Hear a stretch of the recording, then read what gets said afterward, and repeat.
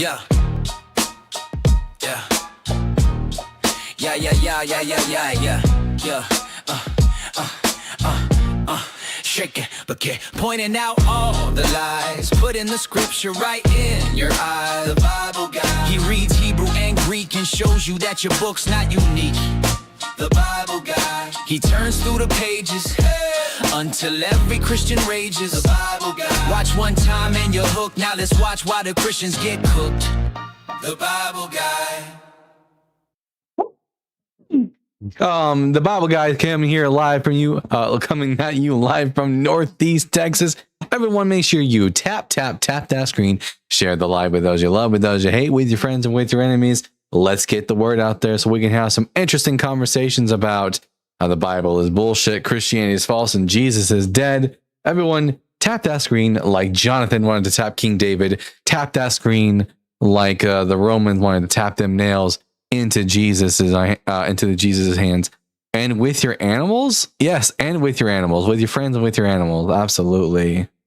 Looks like we already have a friendly up on the board. Hello, Welsh biologist. Hello. How are you doing today? Happy Pride Month, bud. Happy Pride.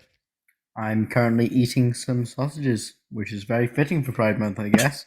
I love that. Absolutely. Fish King, thank you so much for sharing out the live. You know? Yeah, absolutely. I eat them for the shape, not the taste. Oh yeah, I know. I eat bananas. It's only for the shape. Hello, Acceptance. Hello there, Poop Man Jones. Hello, Nora from the land of misfits. Someone said you are God. They lied to you. I mean, listen, if you want to think that I'm God, you know, you're more than welcome. You're more than welcome to do so. But I don't think I'm a God. Yeah, you know, I get on my knees.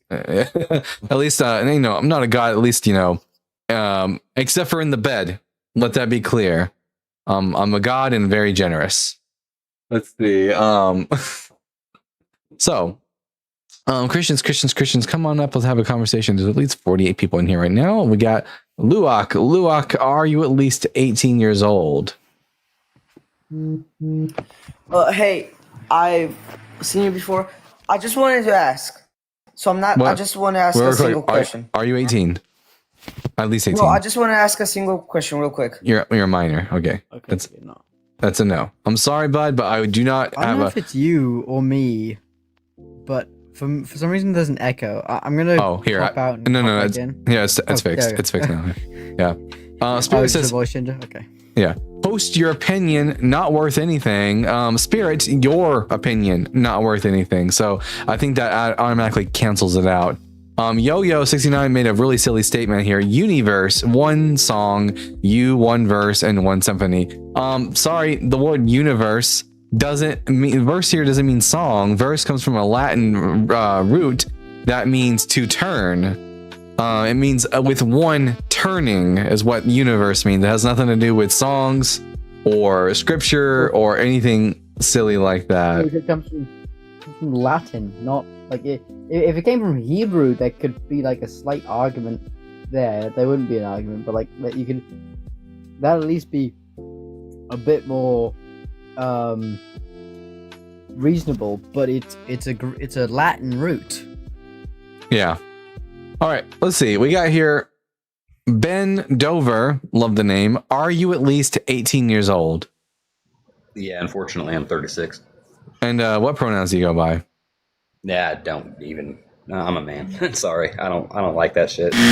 Sorry, man is not a pronoun in the English language. There are no pronouns. We're man or women. Point blank. Period. There are no pronouns. There are no pronouns. There are no ifs and there are those. There are in fact pronouns in the English language. I'm sorry to disappoint you. Yes, in the English language. The word I. Ben, you used the word I. That's a pronoun, Ben. Not when it comes to genders, you fucking tards. Oh, okay. Well, Ben, you're a horrible person. Go fuck yourself. Yeah, and either way, by the way, guess what what pronouns are? He, him. Yeah. She, her. They, them. Like Ben is exactly the what we mean when we say that conservative Christian men are snowflakes. They get so fussy over English grammar. Sorry, you fucking idiot, but God uses pronouns in the Bible. I think Ben just thinks he's better than God. Mm-hmm. The second one of the day. Yeah, for sure. All right. I'm going to bring up the next guest here. Tasm. Tasm, are you at least 18 years old?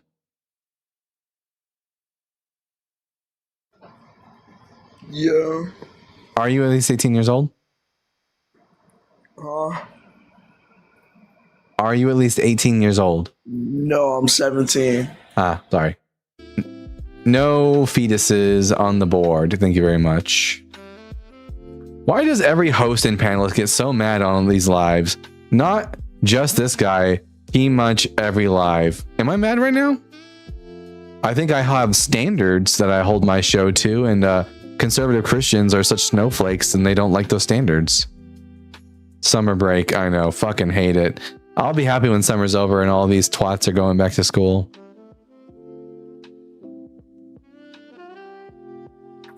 All right. Well, we had someone come up for a second, but they disappeared. All right. Your 3 lines above state the obvious.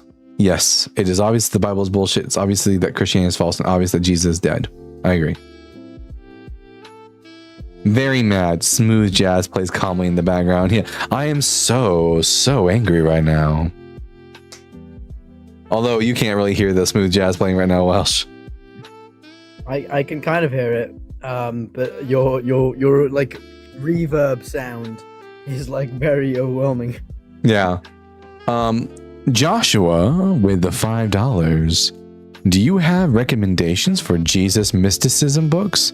I just ordered Christ Before Jesus, but interesting looking into it. I think what you mean to say is not Jesus mysticism, but Jesus mythicism. Mysticism is about, magical thinking and stuff like that. Mythicism is the idea that Jesus Christ was not a real historical person and a myth. And the book I would suggest to you, I actually have it on my shelf. It's the only popular peer-reviewed literature on the topic of Jesus mythicism, is on the historicity of Jesus by Dr. Richard Carrier.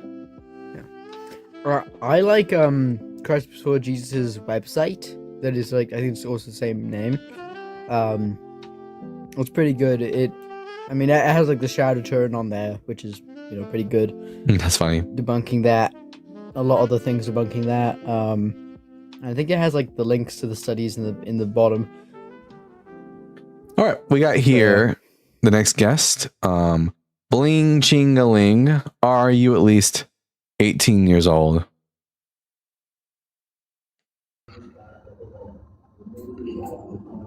Yes, I am. And what pronouns do you go by?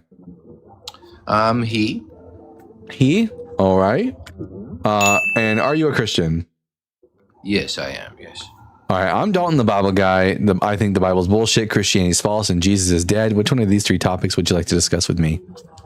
I'll take all of them at one time. So the question that I would ask to you is, do you usually spend every single waking day speaking about BS and things that are false and people who are unalive?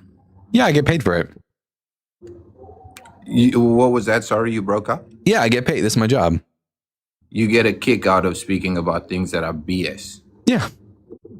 So you just speak BS every day. I talk about y'all's BS, yeah. So you speak about other people's BS. Yeah, I speak about your BS. And you find value in that? Yeah, a monetary value for sure. Quick reminder to everyone on YouTube, send in your super chats because Christians don't think we get any value out of this, but clearly I do at least. Anyways, so do you want to talk about one of the 3 topics on the board, or was this just all about meta? Yeah, sure. So, I'm very curious as to how you would find value in sorting through people's BS. But anyway, that's neither here nor there. Yeah, like you this. obviously have. See? You obviously have ready-made objections to the Christian faith, right? Oh yeah, for sure. Yeah. So why should we care? Well, you don't have to care. I mean, if you care about what's true, you should listen to what I gotta say. Wait, hang on. What makes you the bearer of truth? That I say things which comport to reality. You're breaking up badly, man. I don't know. Is it my end or yours? It's probably your end. I say things which comport to reality. Whose reality? All of our reality. We all share one reality. Speaking of value, So you believe in objective reality? Speaking of value, with Anthony with the 50 Australian dollars value. Ooh, big W to Anthony. My bad, buddy. Sorry for getting your name wrong there, but thank you for adding value to the show. Anyways, Bling, what was the nonsense you were going on about? Yeah, so you were saying that you appeal to objective reality, is that correct? Yeah. I mean, I said that. I said that reality is like the universe is objective. So reality is objective. Yes. Yes, it's empirical at least. And moral truths are objective as well? Well, Those are subjective. it depends. Like the goal for what we choose our morals to be the goal of, that would be subjective. But once we agree on the goal, then we can make objective statements about the goal.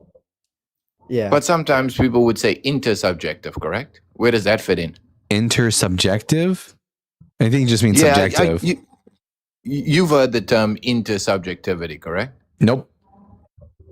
Yeah, well, this is a new phenomenon. When I speak to atheists, they're speaking about this term intersubjectivity, meaning that if a large portion of people agree to a certain thing, then, it becomes almost objective, but it's not objective. It's intersubjective. No, that's not what objective means. Objective means that something is stance independent and subjective is stance dependent. So like what I choose to be the goal of my moral system, which for me is fairness and well-being, that bit is subjective.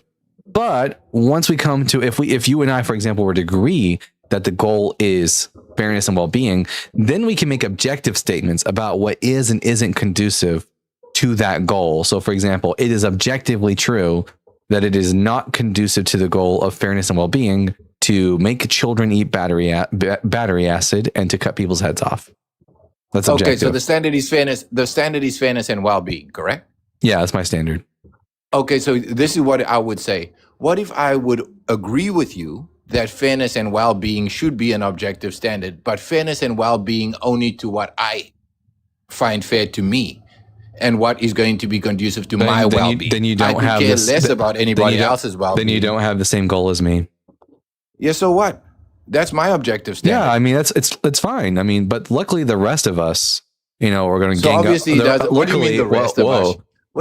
Luckily, the rest of us are just going to gang up on you, and when you try to do something that's detrimental to the wellness and fair being of like society, we're going to put you in a room. The rest of us. Yeah, society. Like the rest of us don't. Like if you try to go out and start murdering people, the rest of us are going to lock you up, and which is fine by me. Well, what if you're a very good unaliver? What if you never get caught? Does that still make it wrong? Wrong? I mean, It's not wrong in the sense, the word wrong means detrimental towards the goal. And if the goal is the fairness and well-being of society, then yes, that action would be wrong by definition of the word wrong. Oh, so what if my interpretation of reality tells me that I get a kick out of unaliving people and I'm very smart at doing it, so I never get caught?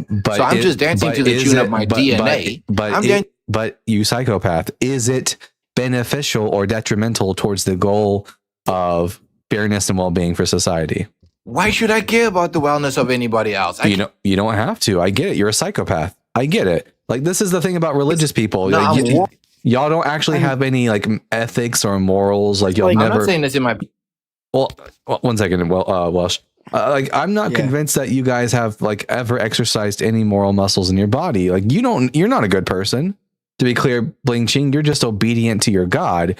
I have a subjective moral stance. You have a subjective moral like you don't have objective morals. You are aware of that, right, Bling Ching? Did you just make an objective statement that I don't have objective standards? Yeah, you don't have objective standards. So that is an objective claim that you just made, that I don't have any objective claims. Yes, it is. It is objective to reality. So who gets to tell me that you get objective? You could just demonstrate that you have objective morals by proving that objective morals exist.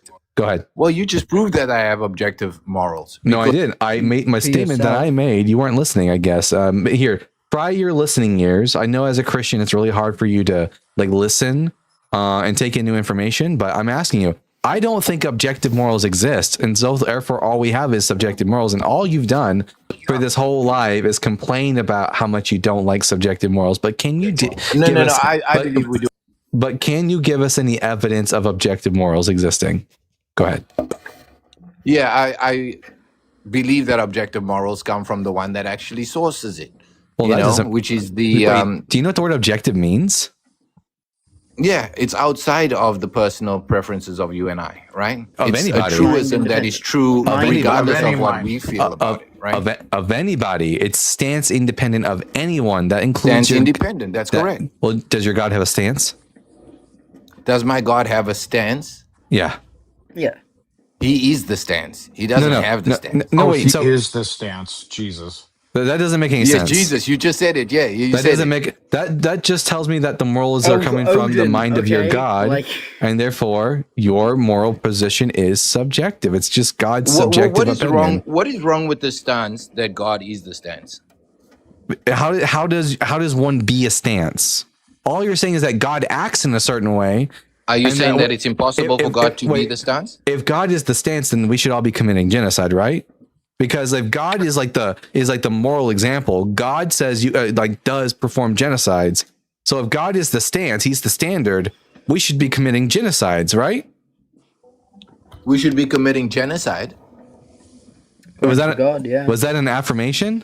We should Are you accusing God of genocide? absolutely. Commits Oh, genocide. He 100%. admits to it. He commands it. Okay, so are you saying that the person that authored life cannot decide whenever he wants to just to stop Well, I it? mean, If I have a son, do I have the right to kill him? You're not the author of your son's life. You're the parent. You're not the author of that life. you are the author of that person's life. You are not the author of But that if God life. is the because st- you- but if the God author- I'm but the if person who God made that life. But if Well, God I'm is the one of the people. standard and God commits genocide, then like that's the standard. I should be committing genocide if that's the case.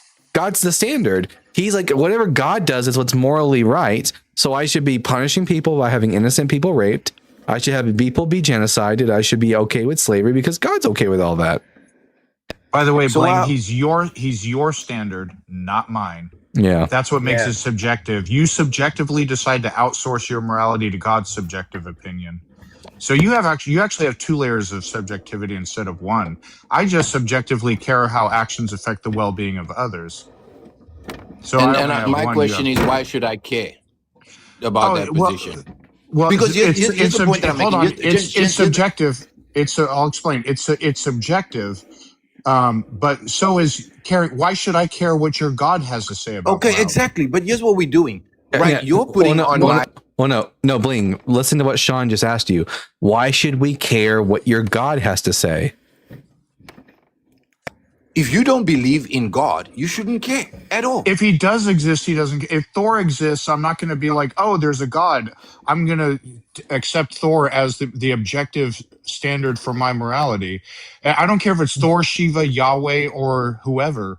Just because someone is a deity doesn't mean it's necessary that I give a frick what they have to say about morality. By the way, this is one of the most annoying things that Christians like you do. It's the most laziest thing, by the way, intellectually laziest thing that y'all do is like, why should I care? And you don't have to believe in all this bullshittery. But listen, if you're the kind of person who cares what is true, then like you should care about whether or not the stance that you hold to is subjective or objective, and whether or not it's like conducive to fairness and well-being. Can I speak? Yeah, Okay, without you muting me? we'll see. Okay, so the thing is this, right? You guys seem very capable of putting my theological hat on, my belief hat on. But the second that I start to put on your naturalistic, materialistic hat, you guys have a problem with You it. don't. You So when I'm speaking- straw man so our when I'm position. speaking- You straw hang man. on, You straw hang man. on. You Wait. don't. But you don't put on our hat. Is the problem there, You're kiddo? straw marrying my position. I'm not straw manning your position. Yes, God, you are. You take God commands genocide. Does he not? All right. He ran away. Also, I have to ask you, please turn the reverb off. It's really hard to Reverb. listen to you properly.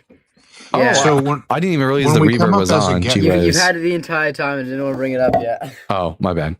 What's up, I was Sean? only hearing it as a guest. How you doing? Hey, bud. Yeah, that was wild.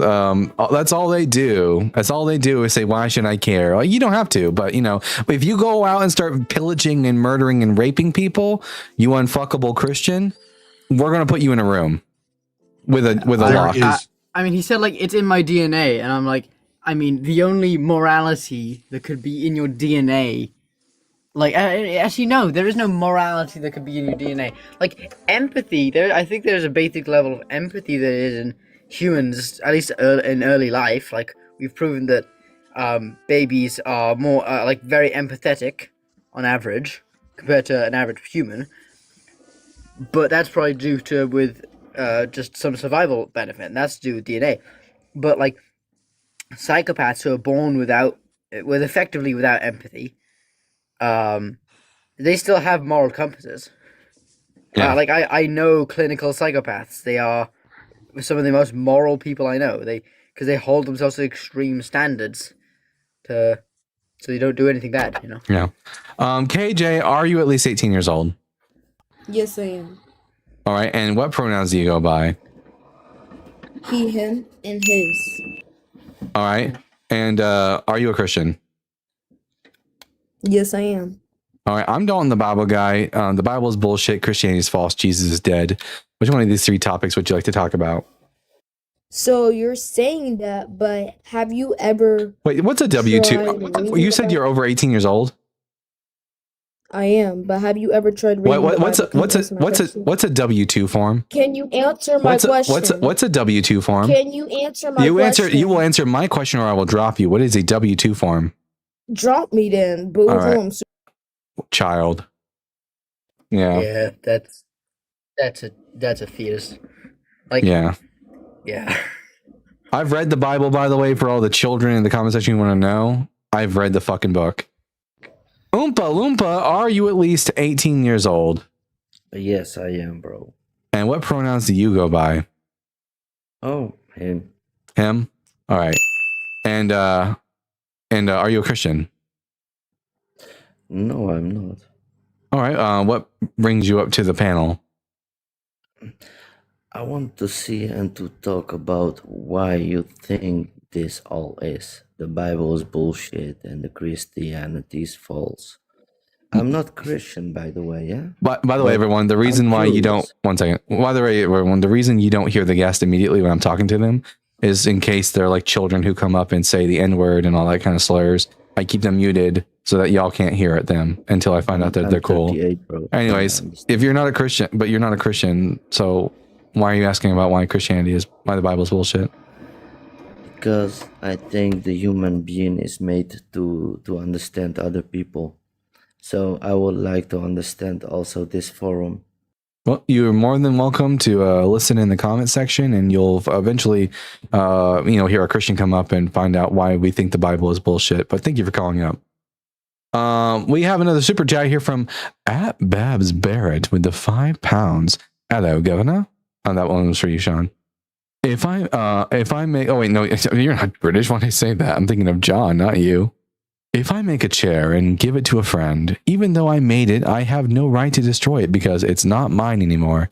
It belongs to the friend. Yeah, I mean, listen, even if God creates human beings, that doesn't mean that he gets to just do whatever the fuck he wants with us. If you create life, you have a responsibility to that life. That sentient life, at least. How have you been doing lately, Sean? I've been doing well, thank you. Fantastic. How are things going over on the John Cohen show? Y'all been getting any good guests recently? Nothing major. The last last live was a little bit slow, and it seems like lately not a lot of opposition coming on his show, and I've heard that it's been like that everywhere. It has been. It's been like that here as well. The Christians maybe they've wisened up and realized that their arguments are bad, or they're just too cowardly to come up and talk to us. Yeah, that tracks. Or they're all minors, in which case, fuck off. Go back to school. We don't want to talk to y'all.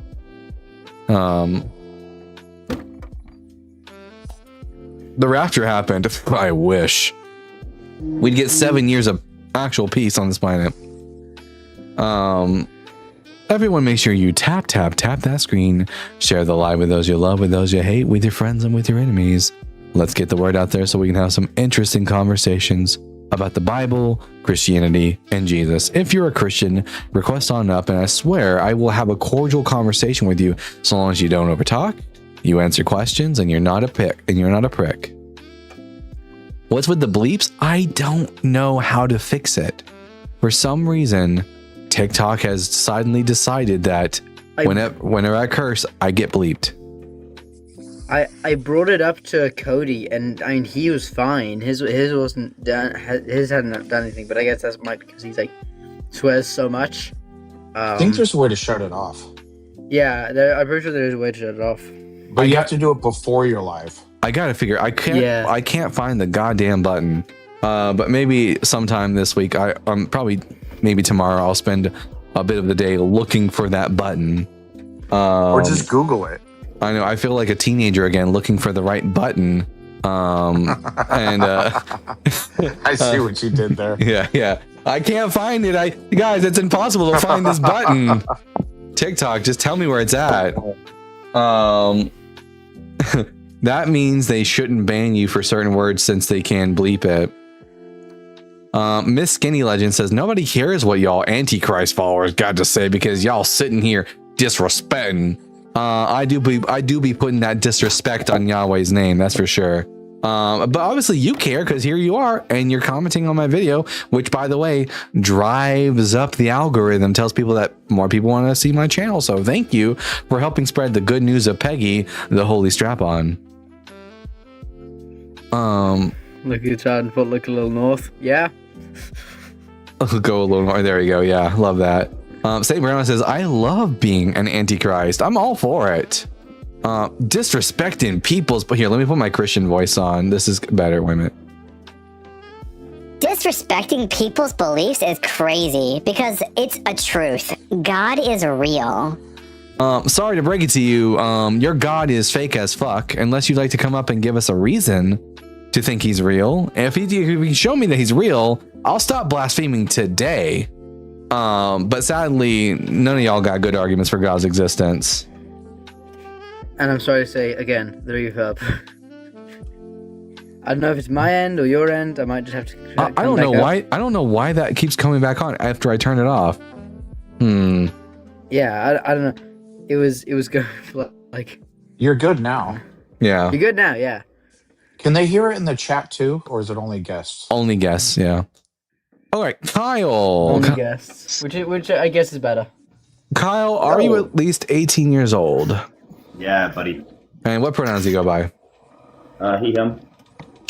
All right. And are you a Christian, Kyle? Yeah, I'd go with that. I could go with that.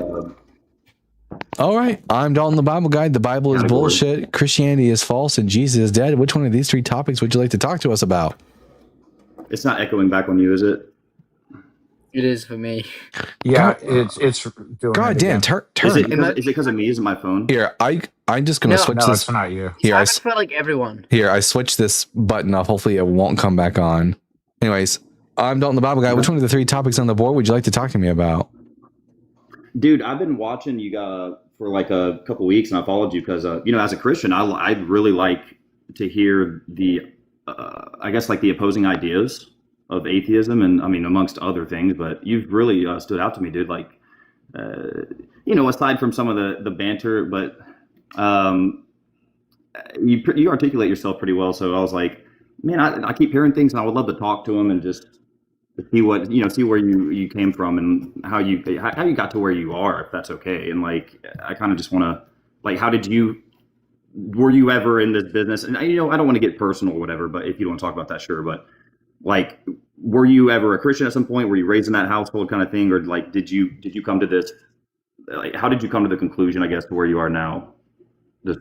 Yeah. I grew up Protestant. I turned to Catholicism after a while, and then Judaism, and then deism, and then finally atheism.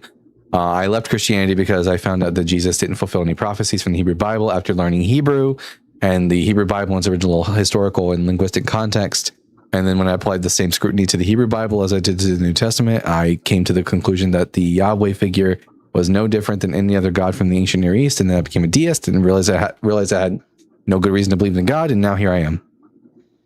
That makes sense, to be honest with you, because I mean, I'm kind of like the same way. It's always been a struggle for me throughout my life, and I'm sure you've met people the same way. It's like, but I've seen people come up on your I want to say your show. Sorry, but it's more like I don't know your whatever. But like they don't really. It's kind of weird. A lot of these Christians just come up and like don't even know how to defend, or just come up to kind of say you're wrong and whatever, and move on and whatever. So I'm just like. I guess I'm going to try to find like a way to explain this, but so like you guys talk about a lot of different things here, philosophy, science and stuff. So I guess if you're going with atheism and, you don't believe in a God or a creator, and specifically, especially, I'll say especially Jesus from the Bible, I guess what is your, I guess, ultimate point? Or what is the objective of the human race? I guess, like, we evolve as kind of a spiritual creature, right? Emotional, there is no end goal or objective. So it's just like, that's one of the biggest cornerstones, I guess, of Christianity itself is like, there is some kind of ultimate justice, right? Like nobody wants to think like someone's going to get away with everything. I do have another topic I tend to run, which is that there is actually no justice in Christianity. Right. Because either you are excused of all your crimes because an innocent person gets killed in your place, or you suffer eternally, infinitely for finite crimes. Either way, justice isn't really being dealt out in Christianity. I do find that really odd too. I myself, you're supposed to, I don't remember where it says this or who said it, but you're supposed to take the Bible for everything, or like as 100% truth, every word from like the beginning to the end or something. Fundamentalist Christianity says that. There are other strains of Christianity that don't hold to like the idea of like biblical inerrancy and biblical infallibility and divine inspiration and all that. That's very interesting.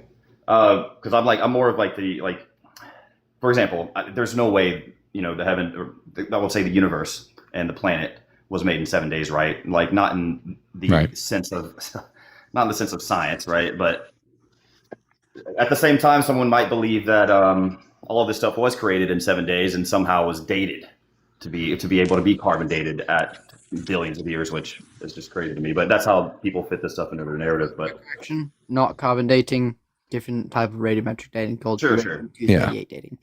Yeah, dating I'm really good at generalizing. I'm sorry. So I was trying. It's always just a pet peeve. Sorry. As the old saying goes, with magic, all things are possible. Yeah, the order is wrong too, because plants existed before the sun and the rest of the stars. Right. And the Bible doesn't seem to know that the sun is a star, although it doesn't explicitly, as far as I know, say it isn't. Just the way they discuss the sun and the stars, they don't seem to realize it's also a star. It also says the moon is a great light. Literally, when the moon does not produce its own light, it only reflects the sun's light. This is true. Yeah. Well, when I was a Christian, Kyle, there were individuals in my congregation who were starting to push forward the idea of the flat Earth. Now, I was a young Earth creationist. I wasn't willing to go as far as to say that the Earth was flat, but these people brought forward to me Bible passages that basically did in fact affirm the proposition that the Bible at least teaches that the Earth was flat. And when I started to put that to the test, and according to like scientific facts, it became quite clear to me that the Bible was like the writings of ancient illiterate, well, not illiterate because they're writing, but ancient peoples who were just ignorant on how the actual world actually worked. Yeah, absolutely. Oh God, yeah, you can see that through a lot of different historical texts and stuff. But well, let me. I guess I'll get down to the nitty gritty because I don't want to waste your time. You want to find some content for sure. I'll just tell you why. I guess like what I believe in, and if it just, I guess I don't know, give my perspective or how. Like I'm 35 years old, and I've been through I've done a lot of research, and I might not be able to give you an author's name off the top of my head, or an exact verse off the top of my head, but I've come to this, I guess, like what I live my life by kind of thing, because I just, I'm one of those people that need to have a little meaning in my life because. I mean, I do have meaning in my life. I just like. Yeah, I don't mean it like that. I apologize, but I guess I don't know. Maybe some kind of I don't know how to word it like that. And that's a good way. That's a good point right there. Like me just saying that alone, like a Christian can't be the only one with meaning, right? But then again, that's what it says. Like that's the point of life. To living is to, you know, supposedly to, according to the Bible, is to believe in God and Jesus and all that. So It sounds it's really kind of like, hard. which sounds like a not very, doesn't sound very satisfying. I think a better meaning for life, if you, because at the end of the day, life doesn't have any inherent meaning, but we are able to give it meaning. I think the most best meaning that we can give for our life is like loving the people that are close to us, our friends and our family, and serving our community. I absolutely agree with that. Like, I mean, you can see that in any kind of example. Like when somebody, if someone, it's not like, it's way more benefiting to the human race to be a loving person, right? You know, it's just like hating people doesn't really work out in the end, according to history. It gets really gross and it can be really crazy. Is your dog barking at a ghost or something? My bad. Oh no, we got people outside working on building up our pool. So I was going to say, I apologize for going on the rant here. So I think, according to what I believe, you know, from life experiences, whatever, coalescing into what I am now, into my mind is like, I don't pay attention so much to the letters of the Bible. Like, I would say especially the Old Testament. I don't want to say I disregard it completely, but I don't see it as like it's not concrete enough for me to be like, I mean, there's just so many different interpretations, I feel like, or translations that can really screw up the intent of, like, say how many days passed or how many people here saw Jesus or blah, blah, blah. But I think, like, for me, I just kind of generalize that stuff into the point of like, well, it probably happened. Jesus probably was, alive at some point, according to what some Roman text and the letters of Paul and whatever else you could pull out. But sure, but here's here's the important. I agree. I think Jesus existed, but here's the really important question: was he the Messiah? And the only way we can know whether or not someone is the Messiah is, do they fulfill the words of the prophets from the Hebrew Bible? And what I begin to notice is that while the New Testament makes a lot of claims, it quotes the Old Testament a lot and says this happened in order to fulfill what was written, what was said by the prophet, and then it quotes the Hebrew Bible. But when I go back and I look at those texts, they are almost never about Jesus. In fact, almost never. They're never about Jesus, and they're almost never even about the Messiah. You're talking about the Old Testament? Yeah. Like, for example, Matthew makes the claim that the reason Jesus went to Egypt as a kid was to fulfill the words of the prophet, by the Lord through the prophet, out of Egypt I called my son. But if I go back and read that passage, it's actually about the nation of Israel in the Exodus. So not about Jesus. Okay, I see. What about, now this is off the top of my head, I don't have any computer in front of me right now. I'm in my kitchen about to make some food. I'm starving. You're good, yeah. Go ahead. And I was just watching you because I just like it. Okay, sue me. But let's see. Isn't there like a verse in Isaiah, I want to say Isaiah 53, I'm going to guess. I think that's Old Testament.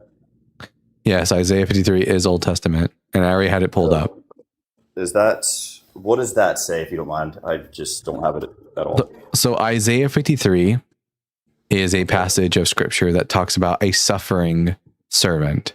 It says in Isaiah 52, verse 13, "Behold, my servant shall be highly exalted and lifted up,"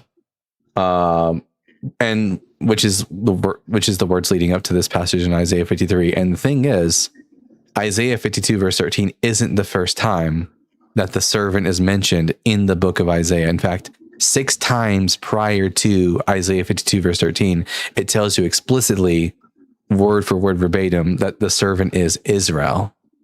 So the suffering servant of Isaiah 53 is not actually a reference to a singular individual. It's a reference to the nation of Israel as a whole. Yeah, that's actually really interesting as well. I need to go back and read through that stuff, man. It's been a minute, but eventually I'm going to get around to writing a paper on it. But on my YouTube channel, here, if you go to, let's see, I'm about to plug myself. I hardly ever do this anymore. I'm always plugging the beautiful and amazing Arwen.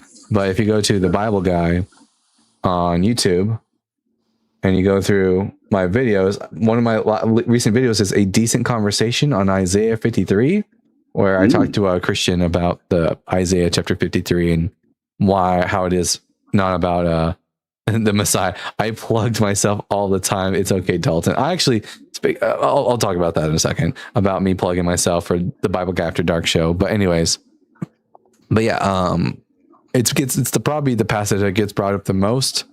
But like, yeah, I have a whole video on the topic if you want more information on why Isaiah 53 is definitely not about Jesus.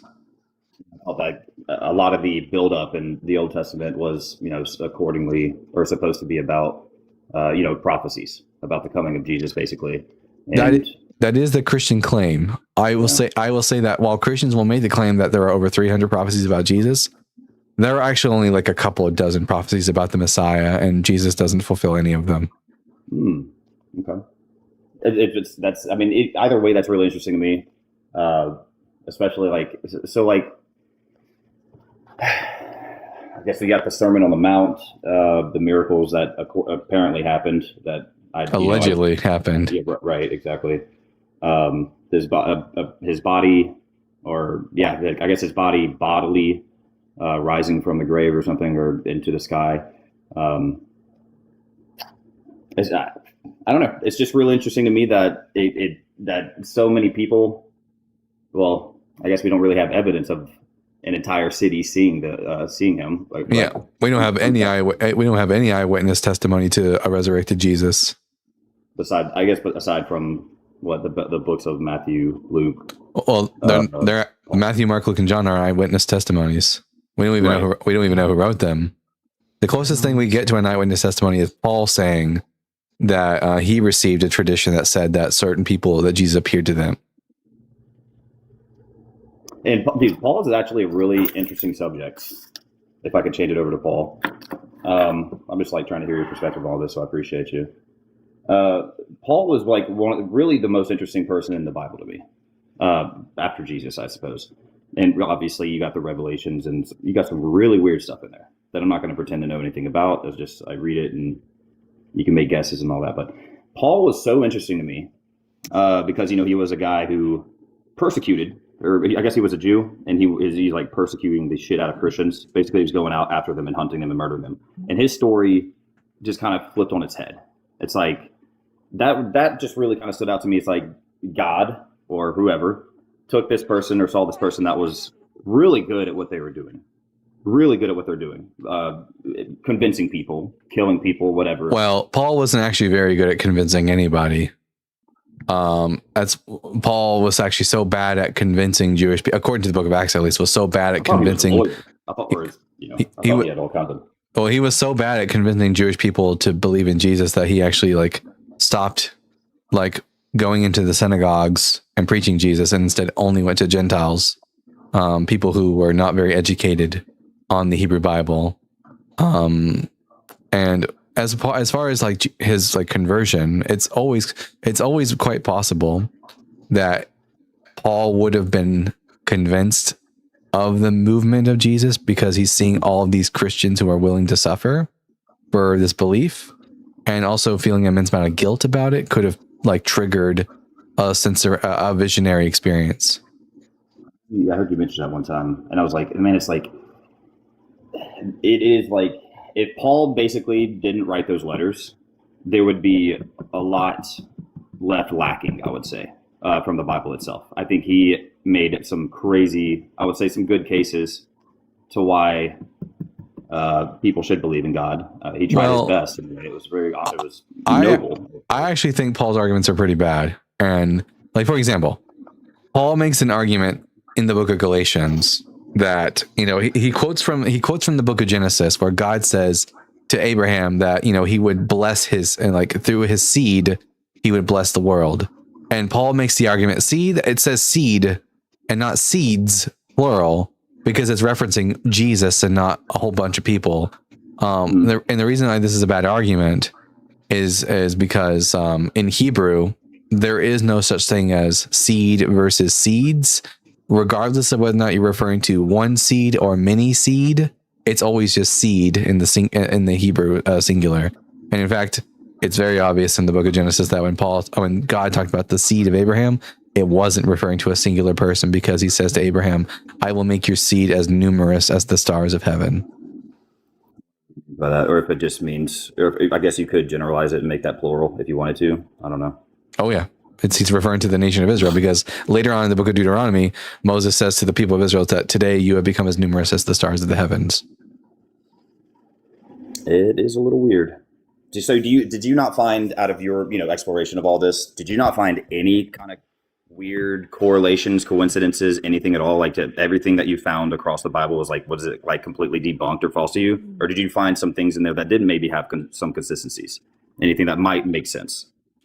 No, most of it I could chalk up to either plagiarism from previous religions or contradictions and misquotations and yeah. It is weird about the worldwide flood thing. I mean, a lot of different. I mean, you got China that had it, and amongst others, and China, they even had a virgin. China doesn't have a worldwide flood story. Neither do the Egyptians. I could have sworn there was like some other text that did some other religions. The Mesopotamians have a flood myth, but they're like the Egyptians didn't, and the reason for that is because the Egyptians, like the reason why the Mesopotamians and the Israelites and stuff had like flood myths about God destroying the world with a flood is for them, floods were destructive. But for the Egyptians, floods were a good thing. Whenever the Nile flooded, it flooded periodically, and it always brought life to the Egyptians. That's why they don't have flood myths about destroying the world. Instead, they have a goddess Sekhmet, I think her name's Sekhmet, destroys the world with fire and stuff like that, because they don't have a negative connotation about floods. Yeah. In Egypt, like the yearly floods, they basically bring tons of silt, which has tons of really good minerals and nutrients and it like floods where they like plant their crops, and then after a few weeks all the water drains, but the silt stays. And so all the nutrients are there, so all the crops just grow amazingly there. So that's why coastal cities and I guess 80% or something. Also a ton of religion, a ton of societies, like early societies, do have destruction and flood myths because they were next to rivers, or just even flood myths, not even destruction floods. And they could probably see that as the world. I mean, that makes sense. Yeah. Yeah, because they thought there definitely are myths probably worldwide about flood myths. So yeah, I'll be honest with you. I don't even I take the Noah story with a grain of salt as well. I like a lot of that stuff. Take it at all. It's it's really weird. It's completely nonsensical. It is. There's not enough water on Earth. There's a lot of stuff that is very nonsensical, according to the Bible for sure. But it's I don't know. What's the point of what was the point of having from point A, Genesis, all the way to Revelations? What was the point of all these people across hundreds of years? They kind of went into each other almost like in order or something.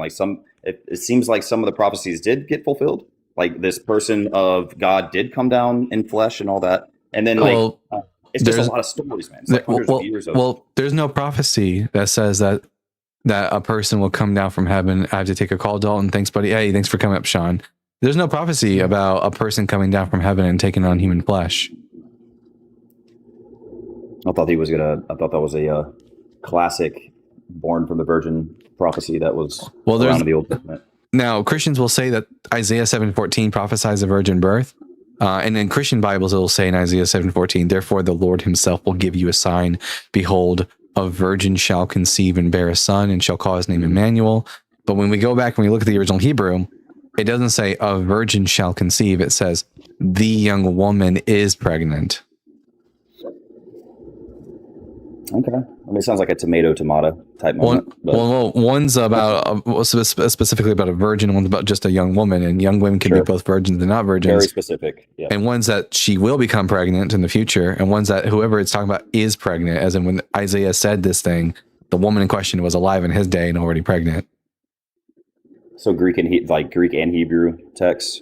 The original Hebrew. Okay. I have to look into that one. But I got someone waiting to come up, Kyle. But thank you for coming up and having a cordial conversation. Appreciate you bringing me up, man. I'll keep watching and studying. Appreciate you, dude. Absolutely. We're gonna bring up Goku next, but first I'm gonna read some super chats. Say what, Welsh? I was saying just one last thing to just everyone in general. Don't fall for young Earth creationism or intelligent design.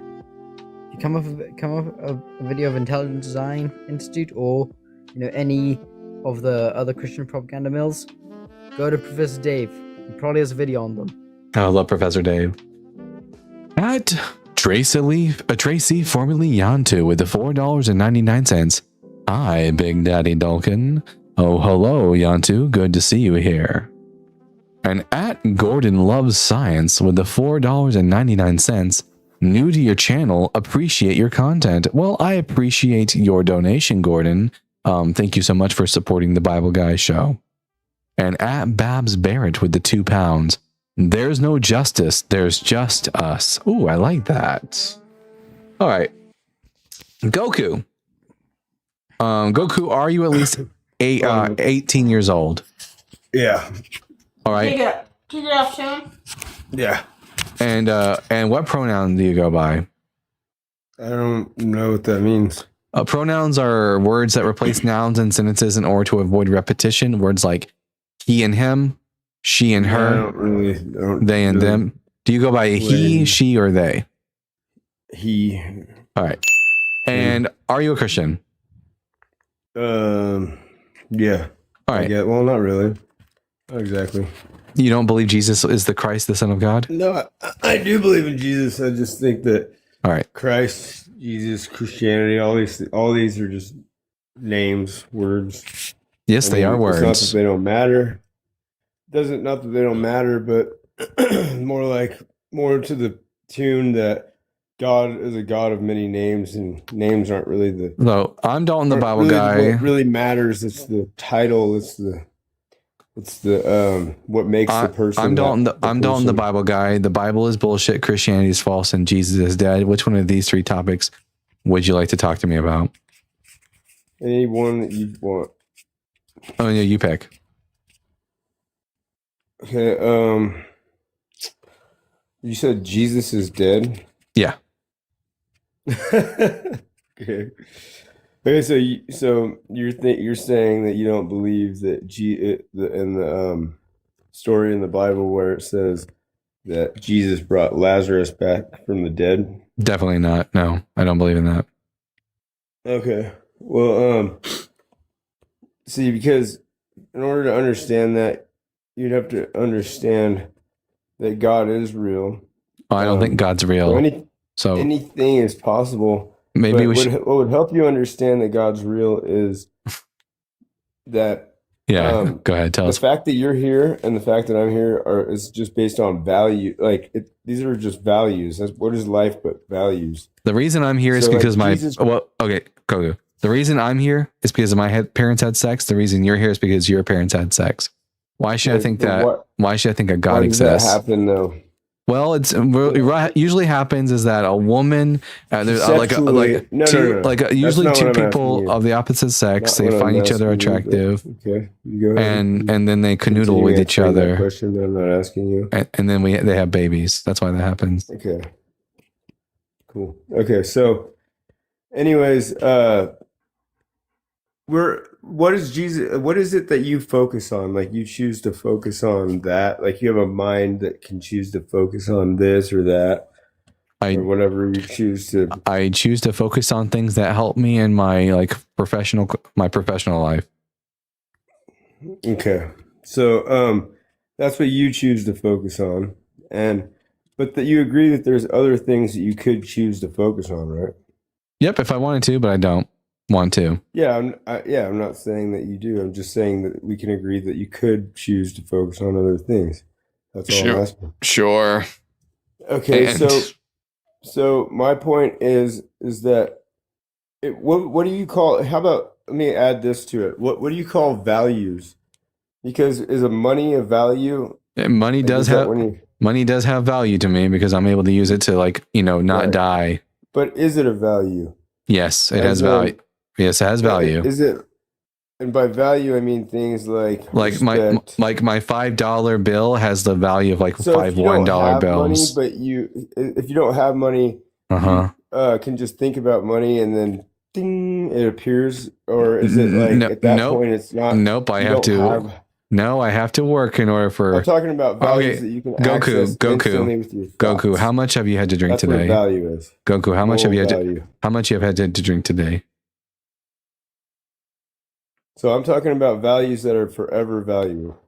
Goku, what does this have to do with God? Before you die, your money will become it. Goku, I'm muting you because you're rambling. What does this have to do with God?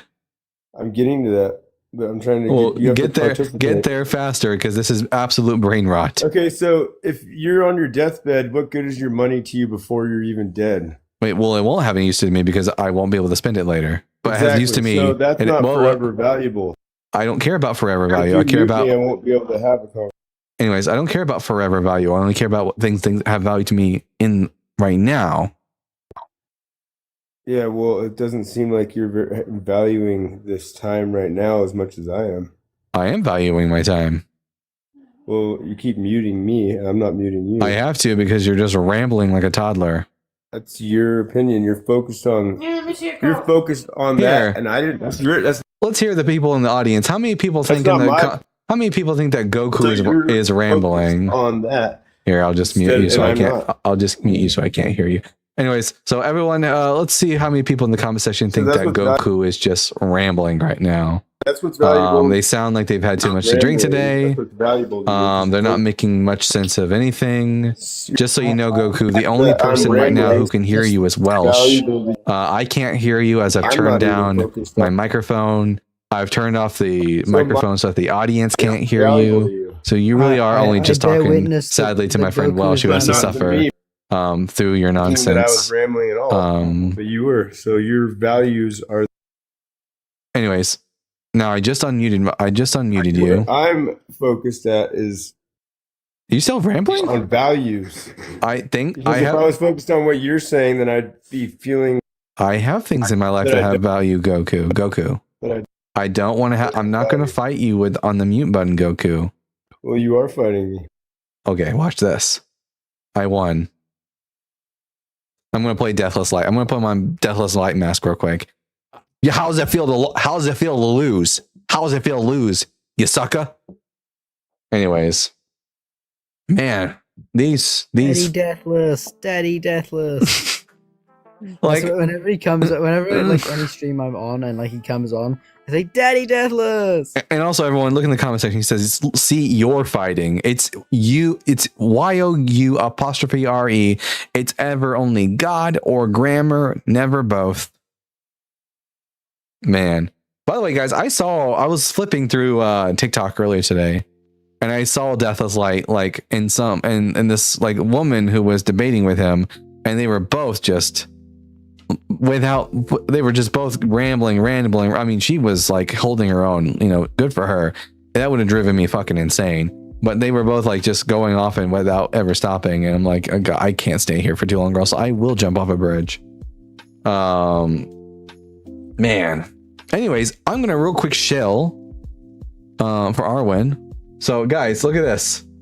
Arwen's sitting at 910 subscribe. 910. She only needs 90 more people to subscribe to her YouTube channel for her to reach that 1,000 marker. And then we got to keep watching her content so that she can get to 4,000 watch hours.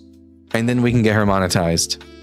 Guys, we're so close. It's only been 2 weeks and we've almost got 1,000 subscribers for her YouTube channel, which is fucking amazing. All of you are amazing. But there's 147 people watching right now on TikTok.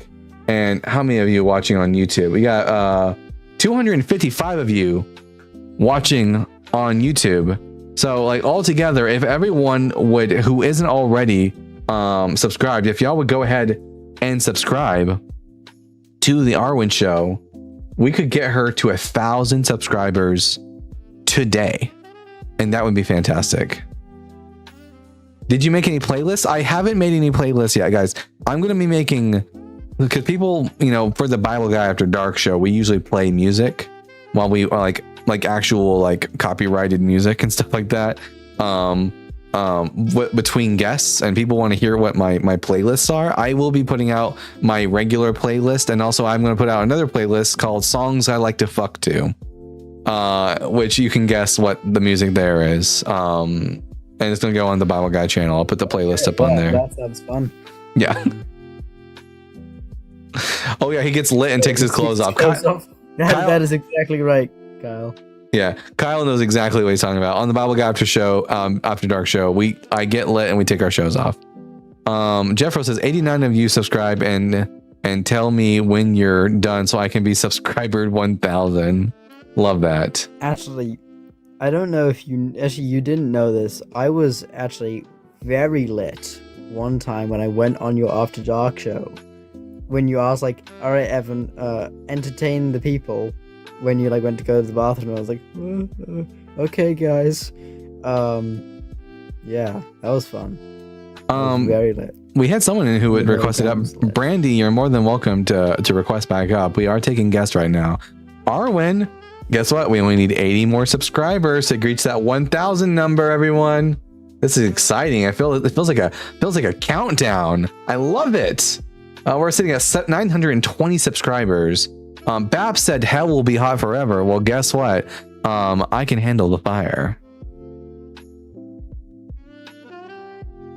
Anyways, that's fine. I've got SPF 666, so I think I can handle it.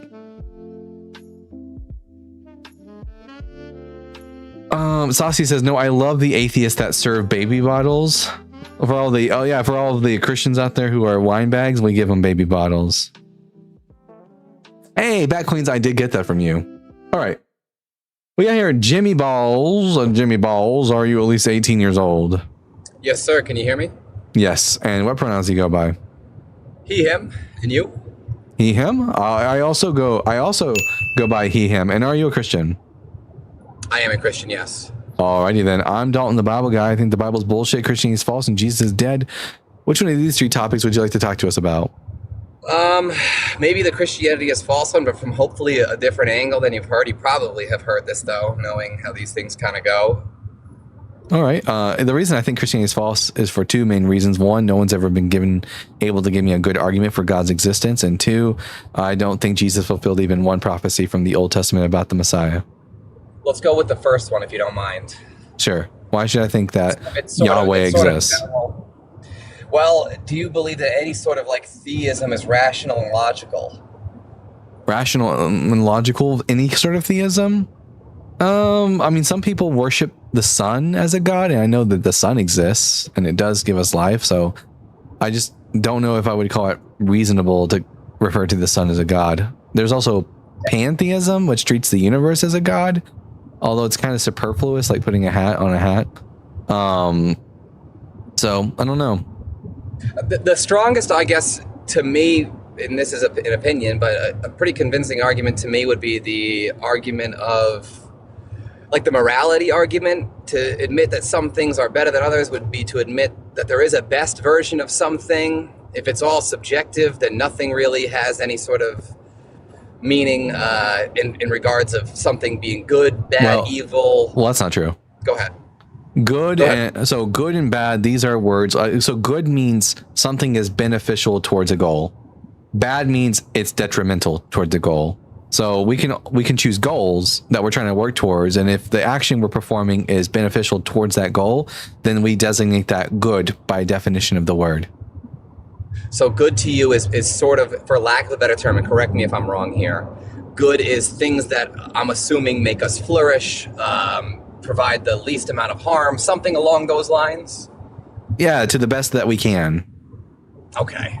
I could throw out a couple of hypotheticals that are not what I believe, but there'll be some subjective opinion. Let's just say I was the leader of some new society out there, and we're flourishing, we're doing great. Only thing is, we're living long, we're living beautiful lives, in regards to what we believe that thing is. Only thing is that we, after somebody passes, perform sexual acts on those bodies. It's all consensual. It's all part of our ritual, our culture. Do we get to say that thing is bad or good? That would be detrimental to society. In this example, according to that society, it's actually not bad. No, it's objectively will lead to the spread of disease and whatnot. Okay, fair enough. This is a more real example. I tried to go some extreme there, but like, what do you think about? And I'm not. Maybe I don't know what I'm allowed to say on here. It just requires, if we're going to talk about ethics, morality, should not, oughts. I have to go to extremes. maybe I don't, but like, what are your opinions, I guess, on, like, I see a pride flag in your bio, and if some guy was in charge of some nation and said homosexuality is eradicated because it is lowering our ability to flourish and reproduce, or something along those lines, and he created an argument that was sound, what you would have to get on board with, that guy's opinion is correct. But it's not detrimental to the flourishing of our society. If the purpose of society was just to reproduce as much as possible. But it's not. I know, it's like asking somebody what would it be like if you didn't have breakfast this morning. I'm asking you to entertain the hypothetical, because there are situations but that's not my goal. My goal isn't just to make as many. My goal isn't to make as many humans on the planet as possible. That's not identical. If the goal was flourishing and reproduction. Flourishing doesn't automatically mean more humans on the planet. It just means that the humans we have live good and healthy and long lives.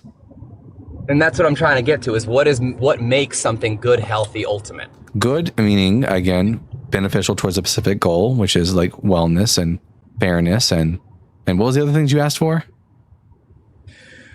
Ultimate. I mean, you answered it right there, and I'm trying to be as respectful as possible here, because this is I struggle with this myself. I'm more curious to, I guess, an atheist's perspective on what makes something good.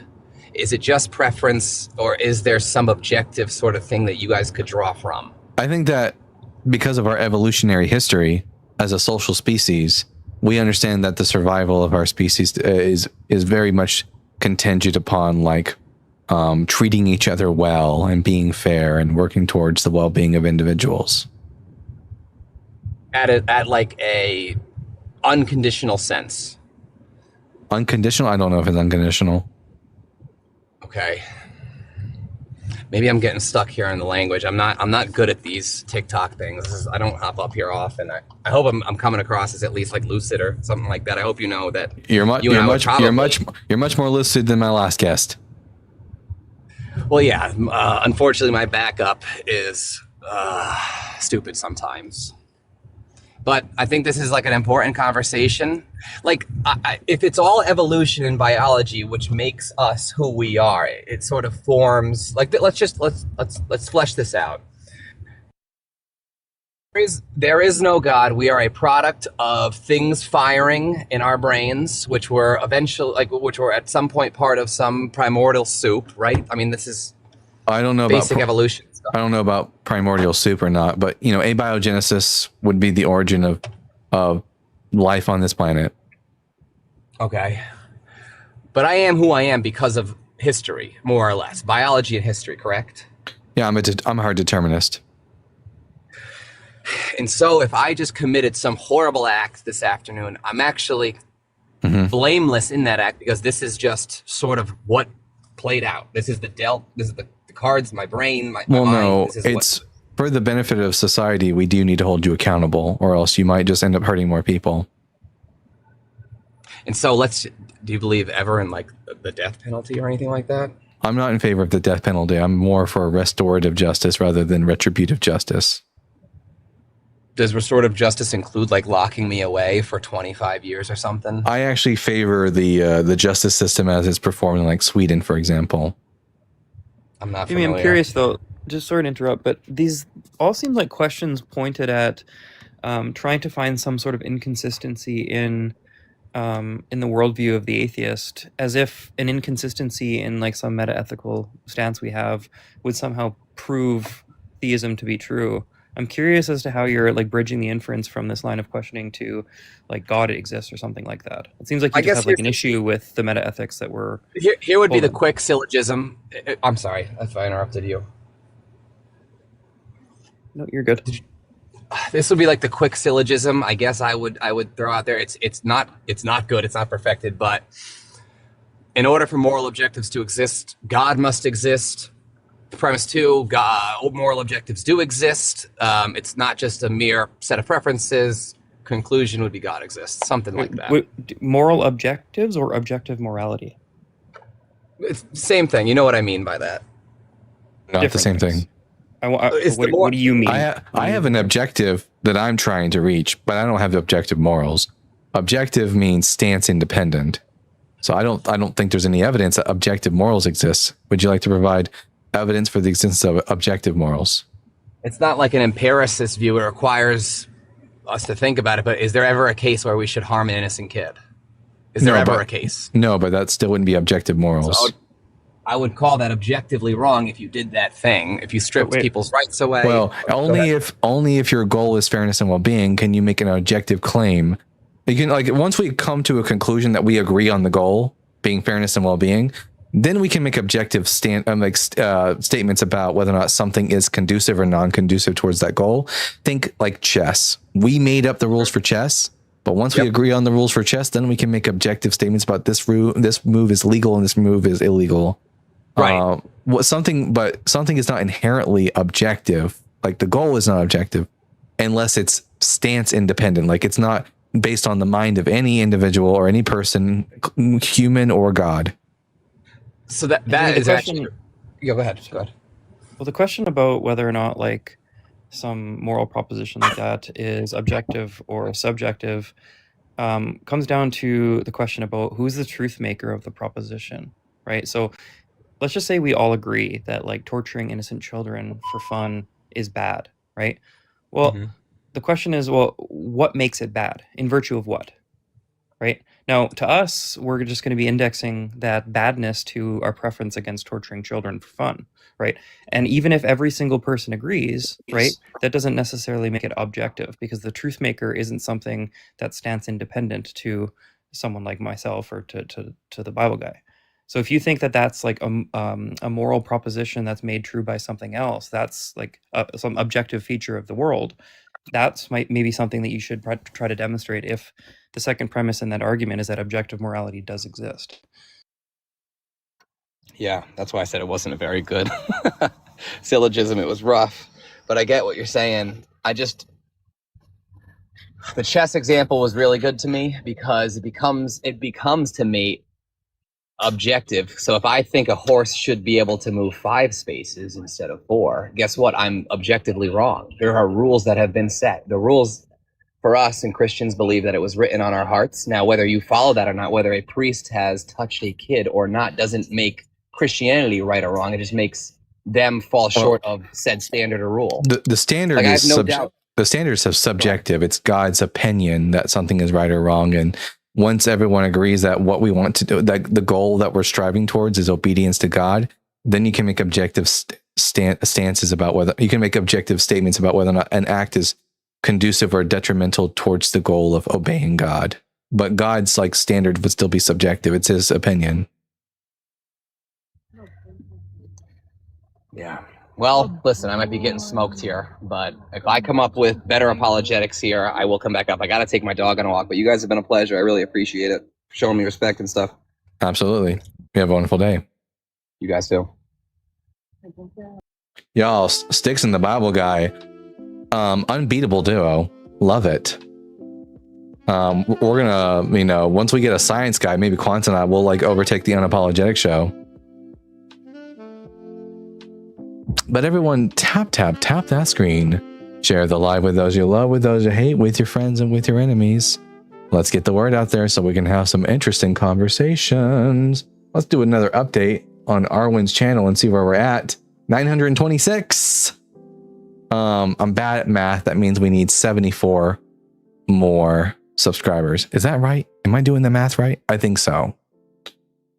Why aren't people being taught apologetics are for used car salesmen?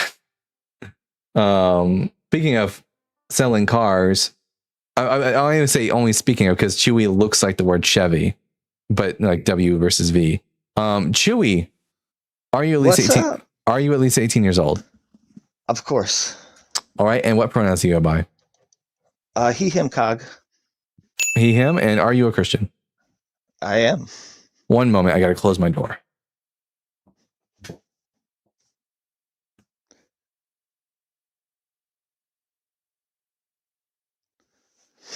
All right. I'm Dalton the Bible Guy. This is my good buddy Sticks, and the Bible is bullshit. Christianity is false. Jesus is dead. Which one of these 3 topics would you like to talk to us about? I actually came up because of all the topics and the fact that you call yourself the Bible Guy. So would you like? I mean, so I'm assuming you know the New Testament quite well, probably better than a lot of Christians. Would that be correct? Yes. Okay. So, don't you think it's kind of interesting that you've pretty much made yourself into like the Antichrist of the New Testament? Not really. In a way, you have though, right? Like you fit all of the definitions, even if you think the book is bullshit. Mm-hmm. You've literally become the character of the Bible by making yourself like the arch nemesis of the God of the universe, according to it, right? I'm all the way up to the level of arch nemesis. But you're up there. Wow. Yeah, I mean, you're one of the children of the seed of the synagogue of Satan, right? According to the New Testament and the Old. Well, no, the synagogue of Satan are people who think they're Jewish, but they're not. I don't think I'm Jewish. It's not always Jewish. That actual term is used both in the Old and New. Most people today equate it to like Jewish people today. That usually comes from like an anti-Semite view or replacement theology. But it's a group of people who think they're Jews and they're not, and I don't think I'm a Jew. Right. So I'm not well, the New synagogue of Satan. Testament would say you're a Jew if you're one spiritually, right? One in Christ. That's why it says. That's what Paul would. That's what Paul would say. Right. So, I mean, it is part of the New Testament, right? He wrote the epistles of Paul, so it's there. He wrote 7 of the epistles of Paul. Yeah. Right. That's quite a few. Anyways, yeah. That's out of what, 66? That's a pretty good percentage. But anyways, I just thought, do you ever put any thought in that? Like, man, you don't believe the book, obviously, and no one's going to change your mind. I'm sure you're going to tell me you're a Christian for 2 decades or something. I mean, it is kind of ironic. If they had good arguments, I'd change my mind. Because your life right now is centered, and I've seen you on here a couple times over the years, so I know you've been around. So I would just say it's interesting that you've made yourself into the book in a lot of ways. Kind of made it true to a real aspect. Not really, because Jesus still isn't the Messiah. Can't be an Antichrist. You could say that, but that's exactly what the Bible says the Antichrist would say. Technically, you can't be an Antichrist if there isn't a Christ. Well, that's just because you believe it doesn't mean you haven't arched yourself into the nemesis of time of what that book in Christianity is about. Prove that there was a Christ. I don't have to prove my point. My whole point is you've pretty much put yourself in the book. You can't be an Antichrist if there's not a Christ. I mean, it doesn't matter because we could argue about that all. This is incredibly boring. Listen, I don't care about whether or not you think I'm a Bible character. I only care about whether or not the Bible is actually true, that there's a God and that he has a son who fulfilled prophecies from the Hebrew Bible and resurrected. I don't care about whether or not you think I'm a Bible character. All right, that's fair. Unlike Jesus, Chewie, you don't gotta get offensive, man. I've been very respectful up to this point, especially considering. I don't think anyone's offended. Okay. Unlike Jesus, I was prophesied in the Old Testament in Numbers chapter 15. A guy picked me up and then he got killed for it. So yeah, did you come walking into Jerusalem on a donkey as well with palm trees laid before you? Were you called Hosanna? Well, no. A guy tried to help me up, and then right. I mean, anybody could maybe fulfill one of the so-called. We'll do a hypothetical and say maybe not. I won't even use my biblical. Wait. What Styx is referencing is the fact that there's a story about a guy who picks up sticks on the Sabbath and he gets killed. So Styx was prophesied, but also he wasn't killed because of that. He killed because he was calling himself Christ. No, the person who was executed was he brought before the court because of blasphemy or not? Chewie, we're not talking about Jesus. We're talking about from Numbers 15. Who? There was an Egyptian, half Jew, half Egyptian, who got killed for picking up sticks on the Sabbath. But Jesus also didn't fulfill Zechariah 9:9 because it says your king comes unto you lowly and humble, riding on a donkey. And Jesus wasn't a king. And it says that he cuts off the war horse from Ephraim. Jesus didn't do that either. The only thing he did was ride into Jerusalem on a donkey. But yeah, I mean, we've got 2,000 years of debate about these things. Like, I don't know. I'm not going to change anybody's mind on that specific. I just came up, honestly, to point out that you guys kind of put yourself in the book. That's really all I came up for. Anyways, no one gives a shit. What's up with these lame-ass Christians with their lame-ass points? I was already in the book, dude. I was in the book a long time ago. Yeah, it's crazy. I mean, listen, yeah, Chewie, you're not going to convince anyone with arguments like that. I grant you that. Man, these people are wild today. I think I'm going to do a quick restart on TikTok. If you're here and you like Bible Guy content, you want us to have more good conversations like we did with the last guest before Chewie, come on up and Styx, of course, you're more than welcome to return and the return of the king, Here we go. Gonna do a restart in 3, 2, 1, bye. And then gonna hurry up and as fast as I can go live again. Boom, live. I'd be quick with it.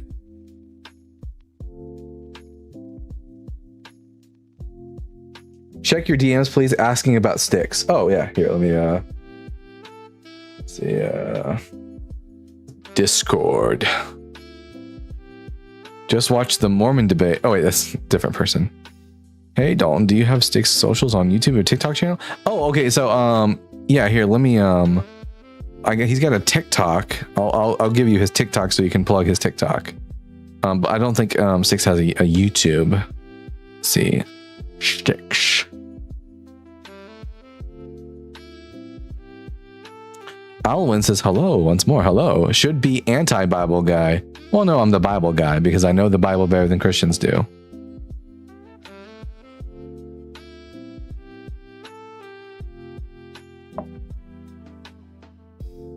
And then do a little bit of this and a little bit of that.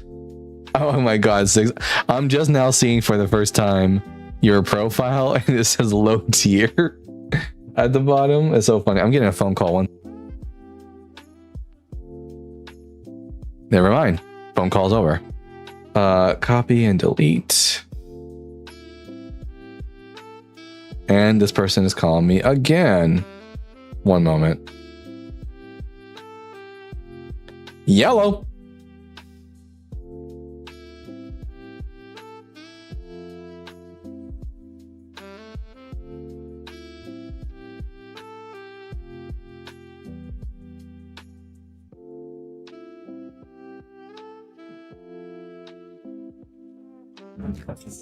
No, I don't care about muting up. They didn't say my name or anything. That was the Knights of Columbus. For anyone who doesn't know, the Knights of Columbus are a charity organization within the Catholic Church that I used to be a member of when I was Catholic. And I haven't obviously been a member in a very long time. But they just called me trying to contact you about your Souls Extended War. Yeah, about my insurance, actually. They were contacting me about my insurance, which is crazy. They're a Catholic men's group, yeah, a fraternity. They were created in order to basically combat the fact that so many Catholics were interested in joining the Freemasons. Actually, one second. I have I'll show you guys some of my Catholic memorabilia. One second.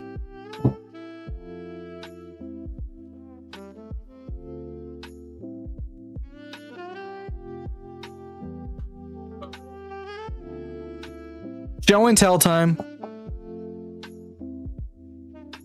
Isn't a fraternity a U.S. school thing? It is a U.S. school thing, but it's older than U.S. school thing. Fraternity just means brotherhood.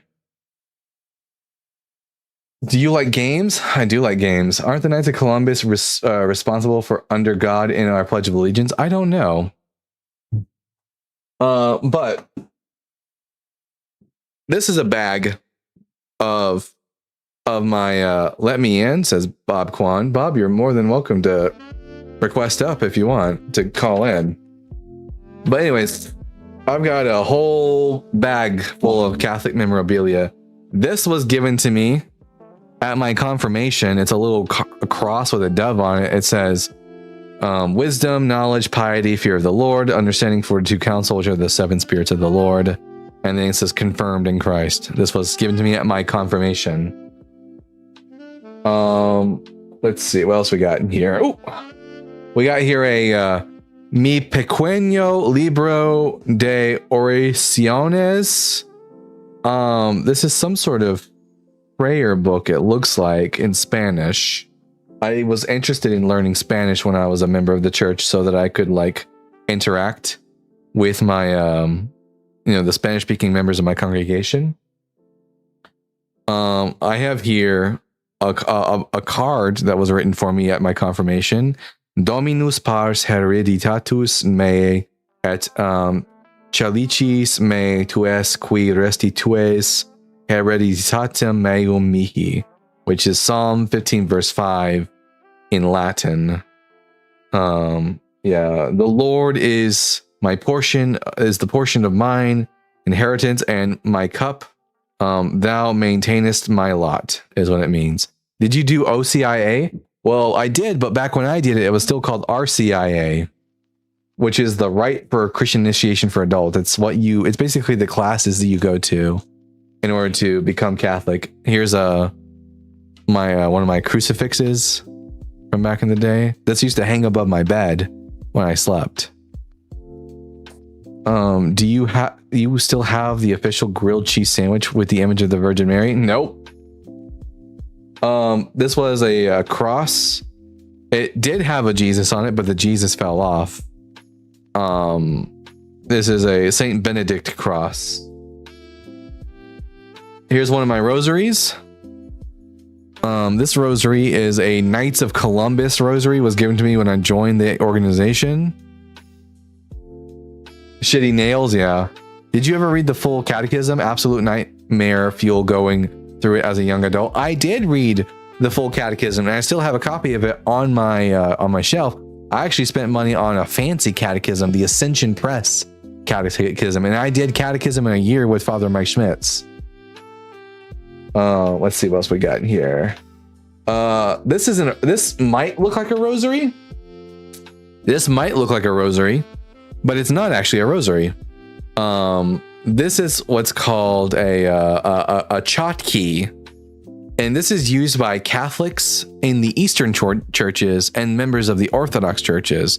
And basically, instead of saying like the Our Father prayers and the Hail Mary prayers, instead you pray one single prayer on every one of these beads, which is the Jesus prayer, which is I pretended to read it. That's funny. Jesus Christ, Son of God, have mercy on me, a sinner. That's what you pray 150 times on that rosary. Another rosary. This rosary is a Saint Joseph rosary from the Catholic Woodworker website. Oh damn! They have the same name in Russian. Who has the same name in Russian? Oh, in Chotki, they're called Chotki. This is another Chotki I have. Yeah, that one's pretty. Yeah, it is pretty. Then this is a really old bracelet from back when I was a kid. Jesus, so not Catholic memorabilia. I don't know why that's in there. This is supposed to be my Catholic bag. Another rosary I had. This one was so worn out, I had to put tape around the base of it to hold the rosary together, because I prayed a lot of rosary when I was Catholic, or the "O Father, how art thou?" The "O Father" prayer. I know the "O Father, our Father" prayer by memory, and not just in English. I even know the "Our Father" prayer in Latin, because I was a hardcore Catholic. I would do all my prayers in Latin if I knew them. We have here another rosary. This is like a replica of like the kind of rosary that soldiers would use in World War I and World War II. And it's a Saint Michael rosary with the amulets on it are Padre Colby, Maximilius Colby.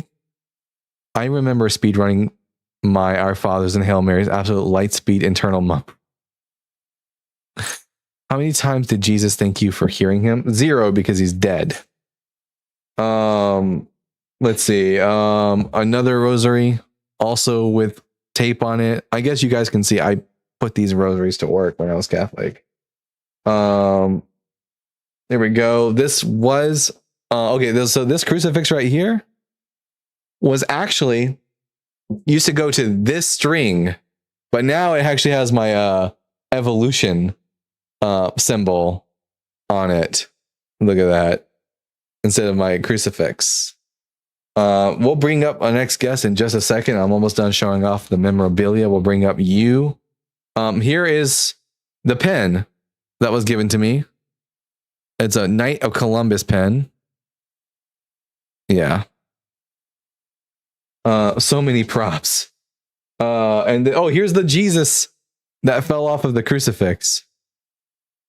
And we got one more thing in here, and that's going to be another crucifix that goes on your desk. Yeah. So tons and tons of rosaries from my Catholic days. Oh, this one fell out already too. So this is actually my last rosary. And Sticks, you're gonna get a kick out of this one. This rosary I had specially made It has a Saint Benedict crucifix on it, and right here is a little amulet of Saint John Paul II. And here is this rosary is a Saint Thomas Aquinas rosary. Thomas Aquinas, who famously wrote the Summa Contra Gentiles, and more famously the Summa Theologica. He's the original Bilbro of Catholicism, and it has written on the back of it, "Non nisi te Domine," nothing but you, O Lord. That's right, guys. I used to be into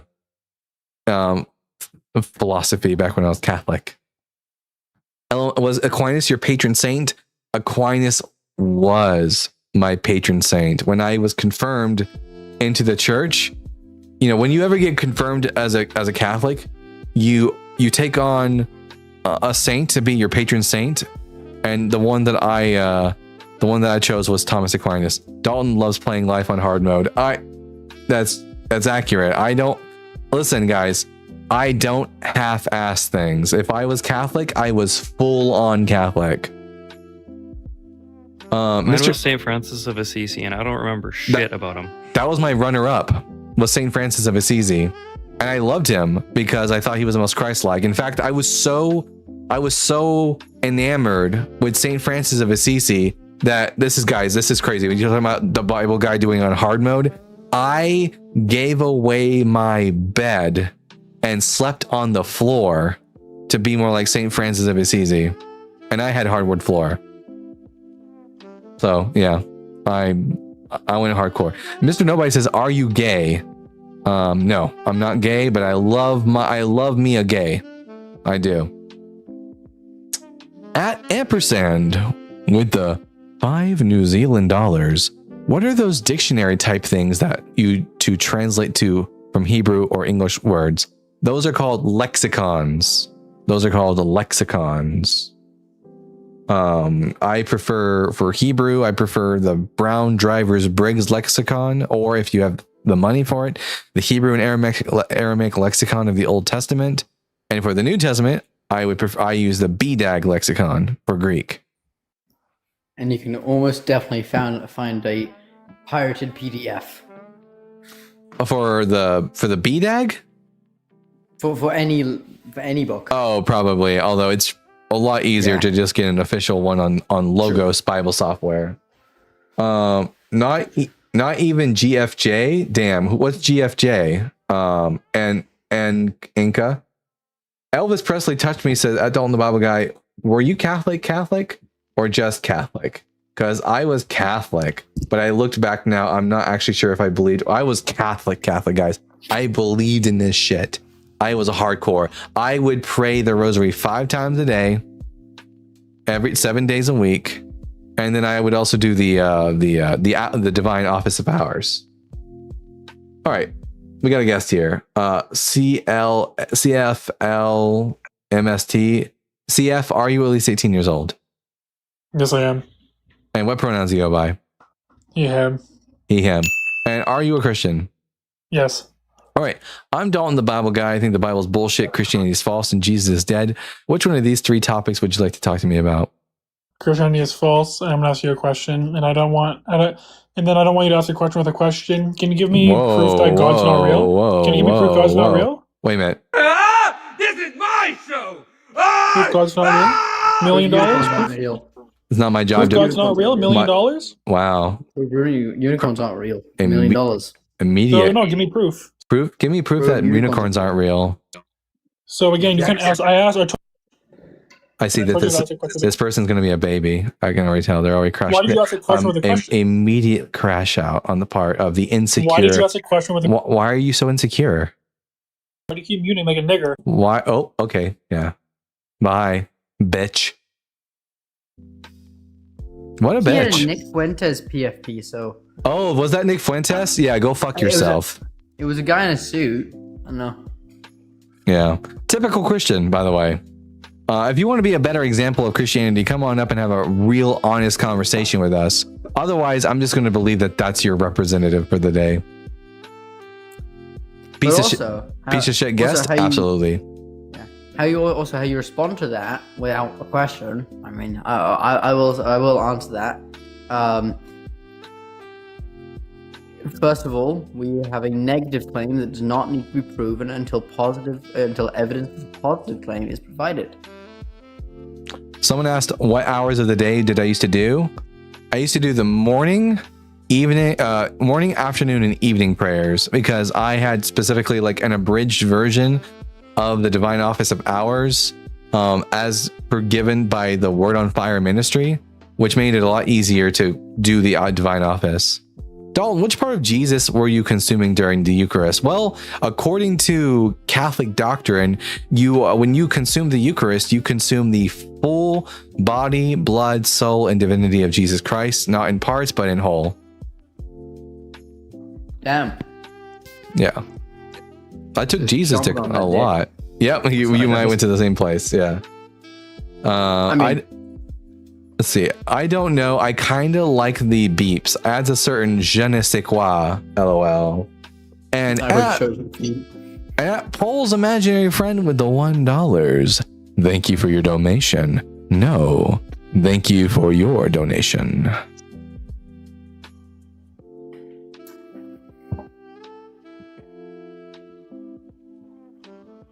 A whole guy. Yeah, I took a whole guy down the throat.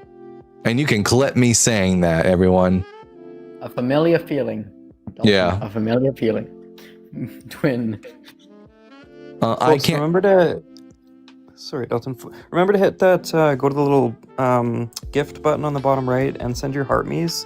It's like 1 coin and it helps the channel out and gets it out into the algorithm. And just so you know, every coin you send me, it gets filtered down to Arwen. That's what I use them for. Someone said I can't tell this host was Catholic. Yeah, because I'm not anymore. So you wouldn't expect to look at me and think I'm Catholic. I was Catholic now, so that makes sense. I would have chosen the feet of the reproductive system. All right, crazy. Everyone also Arwen likes feet. Shamster says agree, brother. Lifetime atheist here. Hell yeah. I'm just spreading that rumor now because of last night's were you there, Styx, for the whole lust is afoot thing? No, I feel like I'm left out of that joke, but I saw your confused now. Oh, if anyone wants to get the inside joke about Arwen liking feet, you have to go over to the Arwen show. To last night, I uploaded a new YouTube video where we decimated the Crusader again. The name of Crusader? The name of the video is Crusader is back with another dumb take. I posted 8 hours ago. Speaking of which, I just got a text message from her.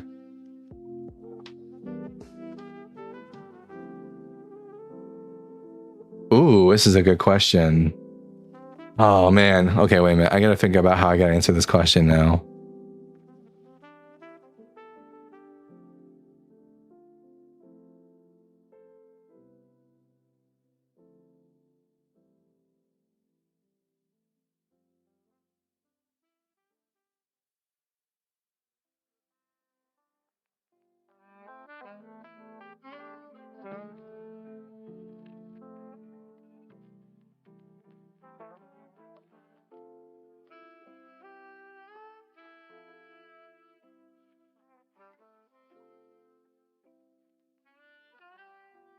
Having some corn now. Again, for the shape, not the taste.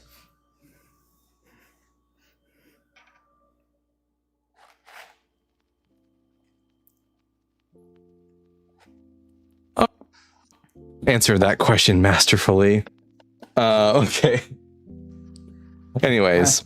Having some corn now. Again, for the shape, not the taste. Love that. Okay, so everyone, if you want to know about the Arwen Likes Feet inside joke, go over to the Arwen show. Here's the video. Death for a single lie. Like, guys, it's so funny because as you can see, not very long ago, this person, their name is Crusader, came on our show, came on Arwen's show, and he made the argument that Lot's wife had it coming because, you know, she got the death penalty for turning around and looking at Sodom. So we asked him, does one deserve the death penalty for merely turning around? And he said yes. And then he came up on the live last night, and he said, I didn't think you guys were going to put me on YouTube. And so we ended up getting him to admit again, and this time, that telling a single lie is the death penalty. And now he got clipped again. So everyone, go watch part 1 and part 2 of that little mini series. It's so funny. We really had the giggles last night for sure. Oh, my boy toy's in the chat.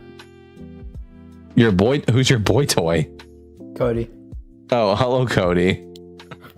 Cucumber is good for the shape, especially when it has bumps and ridges for realism. Wait a minute. Bumps? Veins. I was gonna say, Butter, you might wanna get yourself checked out, bud. Cody, I'm eating corn. It reminds me of you.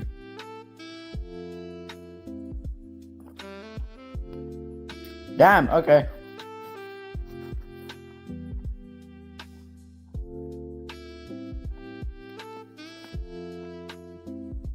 All right, host, you should debate Courtney.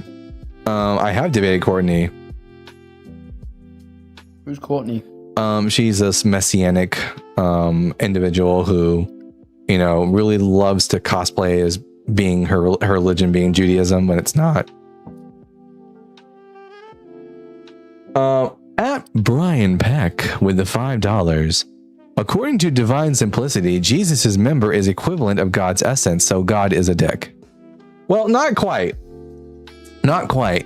Divine Simplicity says that God's essence is absolutely simple. It doesn't say that there isn't composition in the body of Jesus. Absolute divine simplicity might hold that, though. And that's just to say that when God, I don't know, when God wills something, that maybe it's his dick doing it. You know what I mean? You know what links I had to go to in order to hold to absolute divine simplicity? I had to. So because of the fact that in the Bible, God has multiple acts that he performs, like, for example, he will appear to Moses and speak, but also he will be parting the Red Sea. And does God go, if God is immutable, does he go from not parting the Red Sea to parting the Red Sea? So I had to hold to this really convoluted position that because God exists outside of time, and since all moments of time are purely actual, because I started looking into B theory of time, God performs one single action in the eternal now, and we only perceive it as being multiple different actions. Absolute divine simplicity entails modal collapse. Prove me wrong. Yeah. I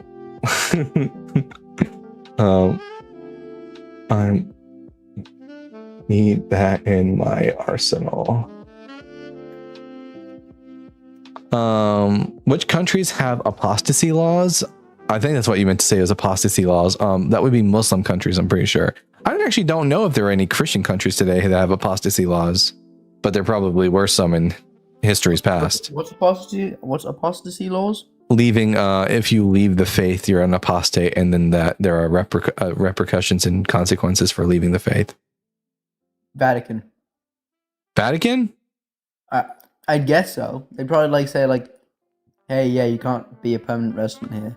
Oh, I mean, you can't be a resident. You can't live in the Vatican if you're not Catholic anymore. That is, I suppose, that's a good question. If you live in Vatican City and you're a Catholic and then you perform apostasy, will they evict you? That's a good question. If you leave the faith, you're a prostate. A prostate? That's what it calls when you leave the faith of Peggy. You become a prostate. Okay, well, here's the thing. We do have a guest right now, but I'm not bringing them up because I do not bring up people whose profile names are user 103788. Like if it's just like a user followed by numbers, I'm no longer bringing them up as a guest because these are just throwaway accounts. They're not serious accounts, and generally they're like children who just like to come up and say slurs and stuff. So sorry, guest, you're gonna have to get an actual like profile name if you want to come up and talk to me. I can't risk it. I'm not going to.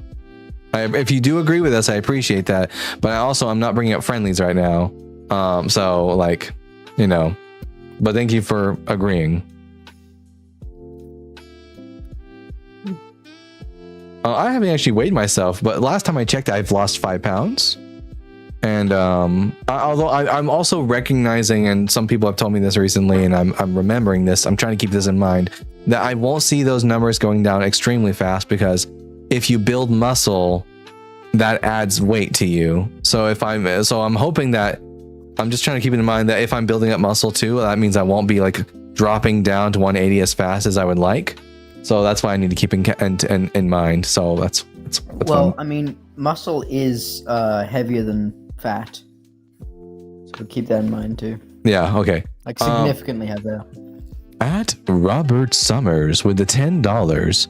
When a Christian says Jesus loves you, does it always carry the implication that Jesus loves you in spite of your wickedness and whatnot according to Christian theology? Yes. That is actually that. God loves you in spite of your wickedness is basically Christian theology. He doesn't love you because of your wickedness. He loves you in spite of it. But also, here's my, if you ever have a Christian tell you Jesus loves you, here is, hey, good for you, Rhonda, for losing the 35 pounds. Big W to Rhonda for the weight loss. But here's my syllogism, and you all can copy it. If you have a Christian say to you that Jesus loves you, say this. Premise number 1, dead people can't love anyone. Premise 2, Jesus is dead. Conclusion, Jesus doesn't love you. It's that simple. But thank you, Robert, for your donation. How do you feel towards those cute little Kinnison protein guys? Kinnison protein guys? I don't know what you're referencing. So I'm about to Google it. Kinnison protein guys. Who's illegal gun laws are tyrannical talking about? Wait, what? Oh, you're just MAGA. Okay, never mind. This looks like some sort. It looks like a penis. Yeah, ATP. That's ATP. Oh, okay. Well, it looks like it's called Kinesin. Yeah, the kinesin protein. Yeah, it looks like a penis. I love that. It moves ATP. Love that. What's ATP? Adenosine triphosphate. It's a chemical that helps with cellular. I forget. Oh. I had a microbiology test like a week ago, and I forget already. Oh man, Saucy says, "Have a good night, atheist. Good luck with this dribble." Yeah, it's like a basketball game. It's very entertaining. That's why we dribble. Anyways, they walk around and work. It's used for your muscular, all right. Saucy, looks like Saucy's a bit what's the word I'm looking for? Sour? Saucy is sour. So close your heart, the world is dark and ruthless as mercy upon. Is this a quote, Functional High? They walk around and work really hard to transport things. I love them. Well, they look really cool. I'll tell you that. I'm bored. Nice to meet you, bored. My name's Dalton. Read all of John 3:16 through 21. You know what? We got no guess right now. I guess we'll just read some bullshit and then we'll debunk it. Let's see. John 16. Is that what it said? 3:16. 3. Oh, John 3:16 through 21. Okay. For God so loved the world, that gave his only begotten Son, that whoever lives in him shall not perish but have eternal life. Indeed, God did not send the Son into the world to condemn the world. Hey, let me actually read this with a voice here. For God so loved the world that he gave his only Son, so that everyone who believes in him may not perish, but have eternal life. Someone said just now. Jesus loves you. Premise number 1, dead people don't love you. Premise number 2, Jesus is dead. Conclusion, Jesus doesn't love you. Fuck off. Numbers, indeed, God did not send his Son into the world to condemn the world, but in order that the world might be saved through him. Those who believe in him are not condemned, but those who do not believe are condemned already. Blah, blah, blah, blah, blah, blah, blah, blah, blah. Yeah, this is just like saying, like, this is like a belief. The KKK was atheist? No. They're Christian. They were very, very Christian. The KKK are extremely Christian. And someone just said perfect rage bait live. Not a rage bait. And they are still around today, by the way. Yeah, sadly. And they are very Christian. They are a lot of them are Christian nationalist. Ooh, I like Foreplay Official here. They said, "For God so loved the world, he drowned everyone." Yep, that's great. That's a very good one. Yeah. For God so loved the world that he had David's innocent wives raped. Also, Dalton, the game. The game? You don't know the game. I do not know the game. Everyone in the chat, the game. Oh, yeah. You just lost the game. Bam said, so host, the Bible guy, read Psalm 14 verse 1. I will read Psalm 14 verse 1. It says, the fool hath said in his heart, there is no God, but the wise one says it out loud. That's the Bible guy. Shit. I love it when Christians say like read Psalm 14 verse 1 and they're like BGB. and they're like jerking themselves off like Psalm 14 verse 1. He said in his heart there is no and they're like, man, that was such a good argument. That's the BGV Bible. Yeah, the Bible guy Bible, the TBGB. Yeah.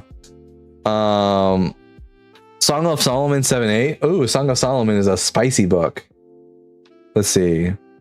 Song of Solomon. What was that? When you said spicy, I thought you meant like an erotica. It is. Oh wait, seriously. Song of Solomon is the erotic book of the Bible. It's all about sex. Let's see, 7 verse 8. I said, I will climb the palm tree and lay hold of its branches. Oh, may your breasts be like the clusters of the vine, and the scent of your breath like apples. Ooh, and your kisses like the best wine that goes down smoothly, gliding over lips and teeth. Not bad, actually. See, I like the way that the Song of Solomon opens up in like the Dewey Rheims and the King James version. Here, let me grab my Dewey Rheims and read it to you guys. It's kind of spicy. I like it a little bit.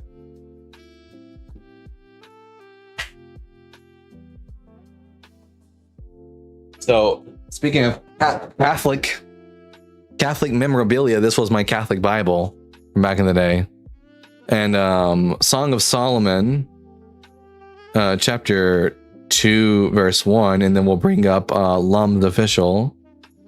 Let's see, Ecclesiastes, where Canticle of or as it's called in the Dewey Rheims, Canticle of Canticles, which I just Canticle. Let's see. Let him kiss me with the kisses of his mouth, for thy breasts are better than wine. Ooh, that's a good one. Kiss me and kiss me again, for your breasts are sweeter than wine. Ooh, that's good stuff. I like that. I would drink you up all day long. All right. Thank you. Lum's Official. Are you at least 18 years old? Yo, what's up? What's up, bro? What's up? Are you at least 18? Yeah. And what pronouns do you go by? Bro, I'm just a guy. Well, guy is not a pronoun.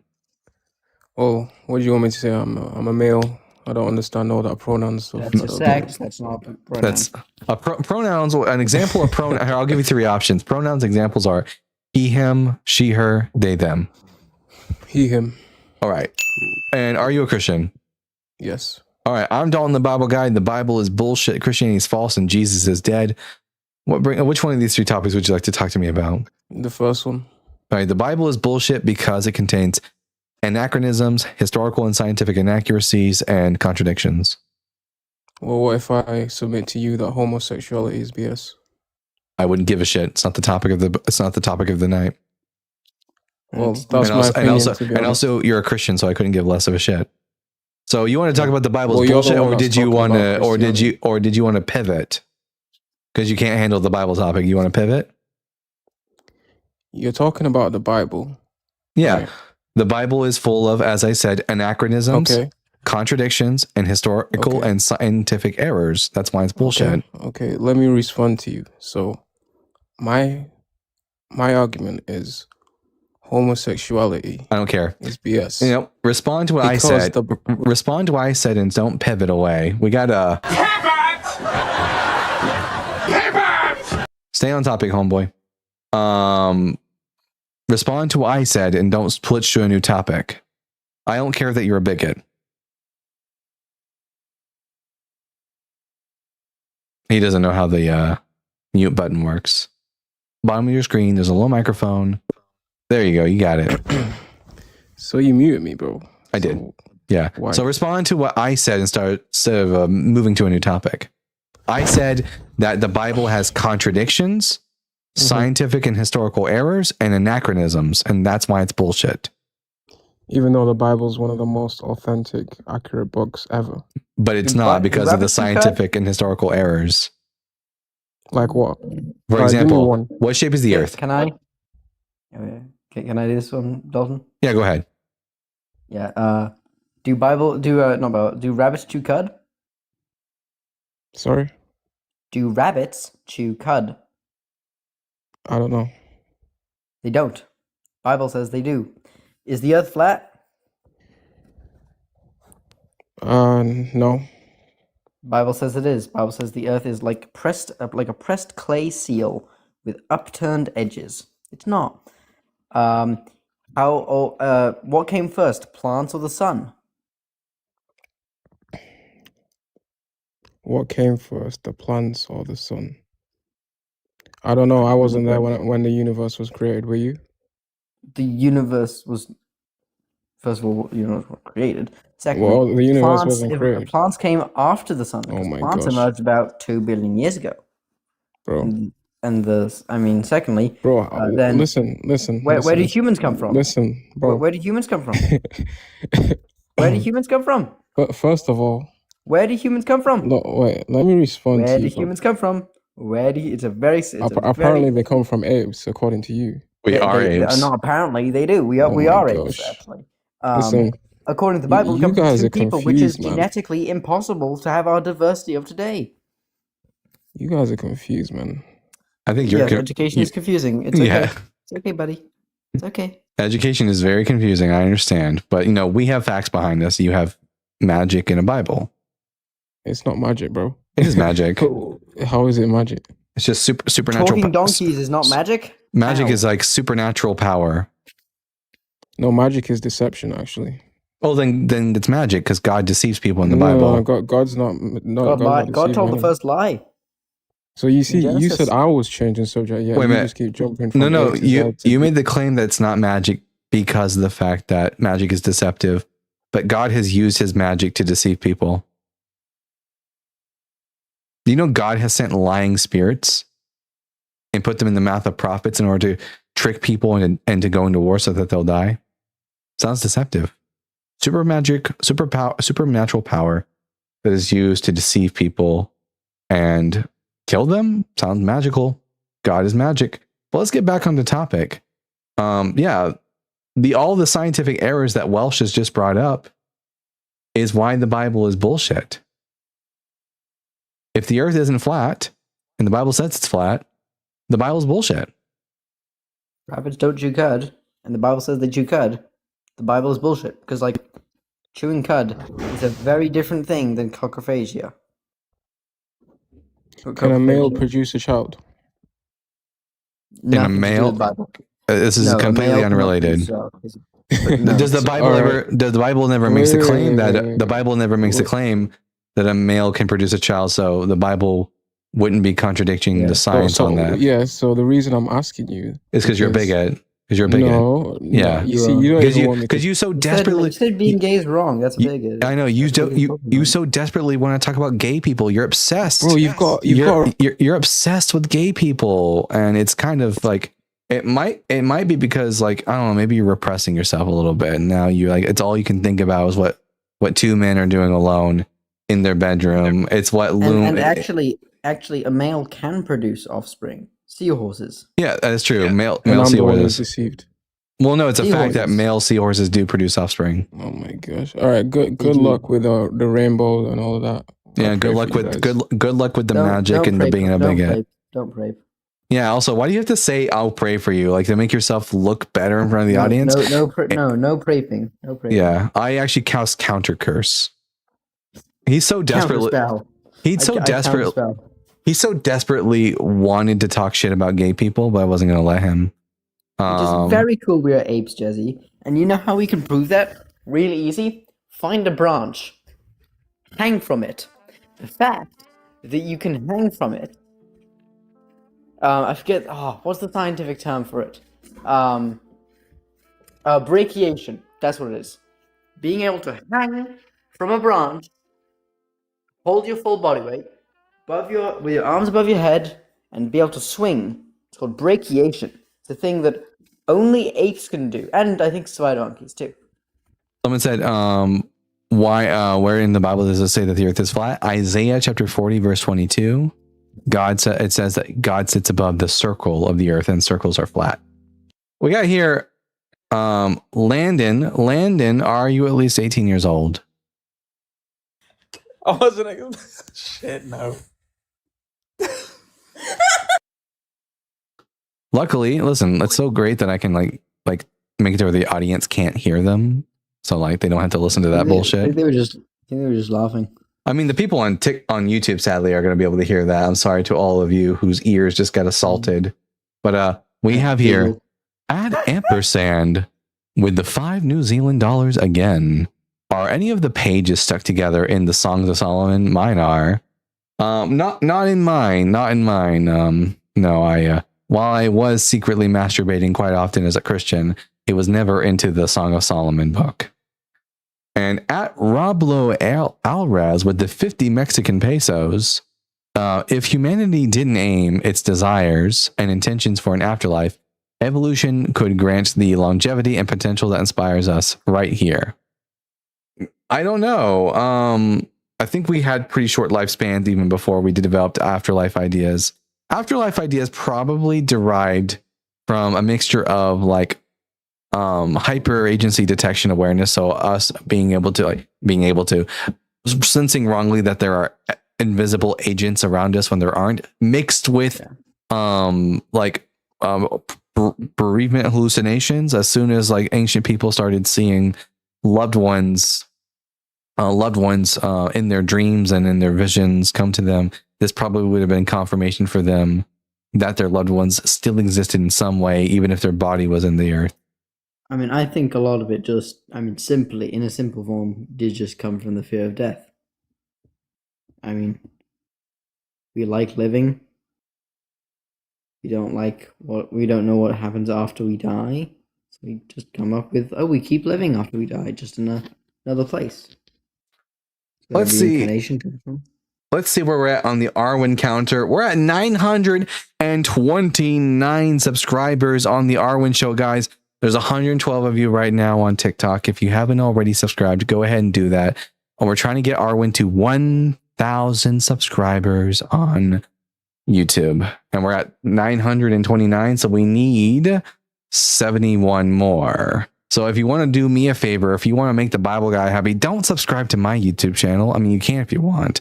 But what will make me happy is if you subscribe to the Arwen show on YouTube. We're trying to get Homegirl here monetized because honestly, her job sucks ass, doesn't pay what she deserves. Parker says Cam is going to be mad Arwen stole her look. Yeah, well, I'll make sure to I'll reach out to Cam and let her know that Arwen has stole her look. But what was I gonna say? Oh yeah, and I would love to help her make a little bit extra money on the side. She's got 2 sons, Thor and Remy, and we really want to help support the kids and stuff like that. So, do what you got to do, everyone. Right? Yeah, Cat, right? I'm gonna set up a Cash App and a PayPal for her. She already has a PayPal, but we're gonna set it up so that you guys can also send her donations. That would also be super duper appreciated. Maybe I need to. That's the next thing I need to get working on. Arwen just got a camera in the mail today.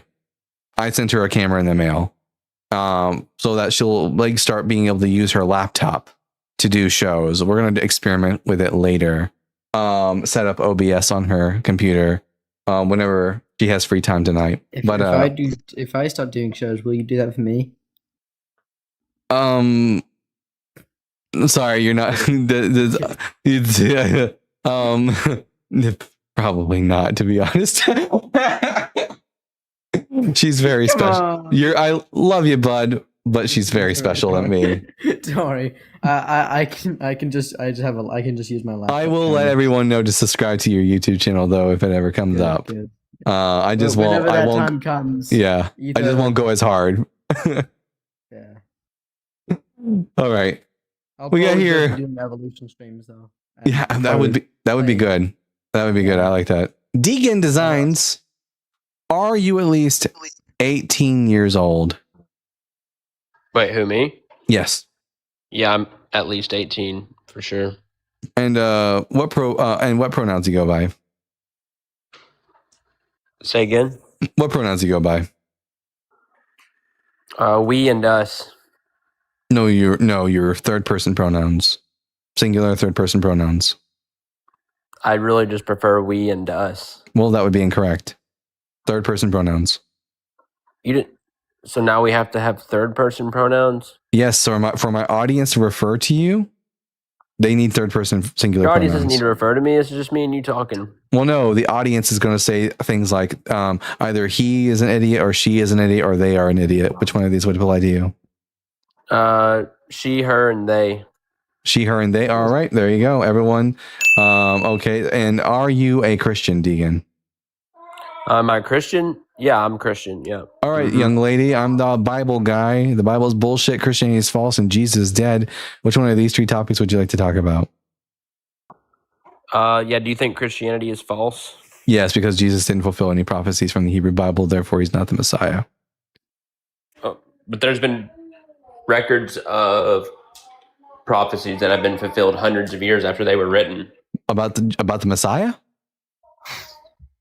Yeah, there's been tons. All right, where in the let's point to a chapter verse from the Hebrew Bible, the Old Testament, a prophecy about the Messiah that Jesus fulfilled. Oh, there's loads. Hold up. I actually have them all saved on a particular file. Hold up. Give me 1 second. Hell yeah. My favorite topic. Sorry, you caught me off guard. I was in my kitchen. Let me turn on my computer real quick. I have them all in one file. Because you're not the first person who's asked this question. Ooh. Yeah, Fish King, I feel it's coming. We're special, guys. We're special. James Love says preheat the oven, Dalton. Guys, You feel like a certain one's coming? So there's one that people always fucking bring up. And if you do bring it up, okay, so which one is that? So I know not to bring that one up. Isaiah 53. And if you want my rebuttal Isaiah 53, you can go to my YouTube channel and get a whole video on it. Okay.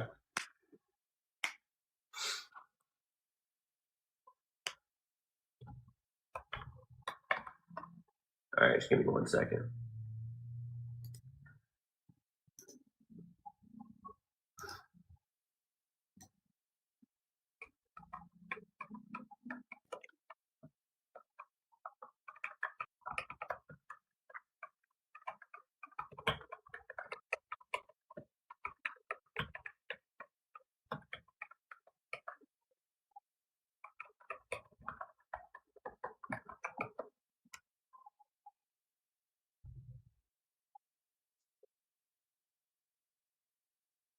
Okay. Can we start anywhere? Yeah. Okay. First, we can talk about the destruction of Jerusalem and the Second Temple. That's Daniel 9:26. All right. So Daniel 9:20, chapter 9 talks about there being 490 years from the going forth of the word to rebuild and restore Jerusalem until the coming of an anointed one. According to the book of Ezra tells you in Ezra chapter 1 verse 1 when under who this was fulfilled under. Yeah, the prophecy was written 500 Well, it doesn't, BCE, right? Yeah, well, actually not. The book of Daniel was written in the 2nd century BCE, but the problem is that the 490 years doesn't get you to the time of Jesus. It only gets you to around 40 BCE because it's 570 years after 490. It's 70 years of 7, which is 490 years. That which it starts from the going forth of the word to rebuild and restore Jerusalem until the coming of the anointed one is 490 years. According to Ezra chapter 1 verse 1, this is fulfilled in King Cyrus. It says, in the first year of Kings, because do you remember do you know what Daniel is praying about in Daniel chapter 9? Yes. What is he praying about? Are you talking about at the beginning? Yeah. Like the thing that, like, he's praying about something, and then the angel Gabriel comes to him to give him like secrets about the thing he's praying about. I'll give you a hint. It's in verse 2.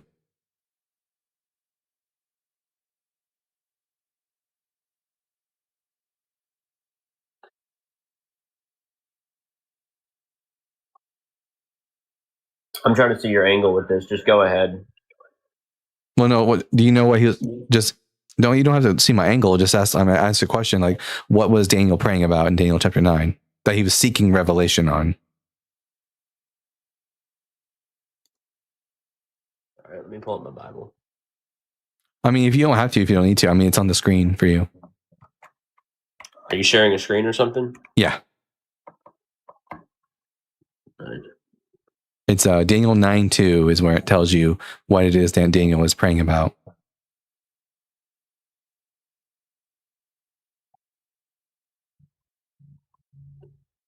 So Daniel perceived in the books the number of years that according to the word of the Lord, prophet Jeremiah, must be fulfilled, devastation of Jerusalem. Okay. So Daniel is praying about something that Jeremiah prophesied. Jeremiah said that from the destruction of Jerusalem until it would be like the people of Israel would be in exile for 70 years. And then what happened is that the 7 years came and they weren't released. And so Daniel was like worried about this. He's praying to God about why aren't we being released from our captivity? It's been 70 years. So the angel Gabriel, and this is about Jeremiah's prophecy. So the angel Gabriel is telling him, listen, you heard it was 7 years. It's actually 70 times 7. And it says, so it's about the prophecy from Jeremiah is what he's praying about. And the angel Gabriel says, let me see, 70 weeks are the holy place. No, where is it at? While I was speaking my supplication, angel Gabriel came to me. Daniel, understanding supplication. Know therefore, is verse 25. Know therefore and understand that from the time of the word went out to restore and rebuild Jerusalem until the time of an anointed prince, there shall be 7 weeks, and for 62 weeks it shall be rebuilt again with streets and moat, but in troubled times. So the going forth of a word, the Hebrew word here is devar in Hebrew, and this is about the prophecy of Jeremiah being fulfilled. The book of Ezra tells us when this prophecy, like the starting point of it is, the going forth of the word. It says in Ezra 1:1, in the first year of King Cyrus of Persia, to fulfill the word of the Lord from the mouth of Jeremiah, the Lord stirred up the spirit of King Cyrus of Persia so that he made a proclamation throughout all his kingdom and also in writing saying, and then Cyrus goes on to tell the people of Israel that they're allowed to go back home and rebuild. So the starting of the 490 years starts with Cyrus. So the question is, when did Cyrus free the Jews? That would be 539 or 538 BCE.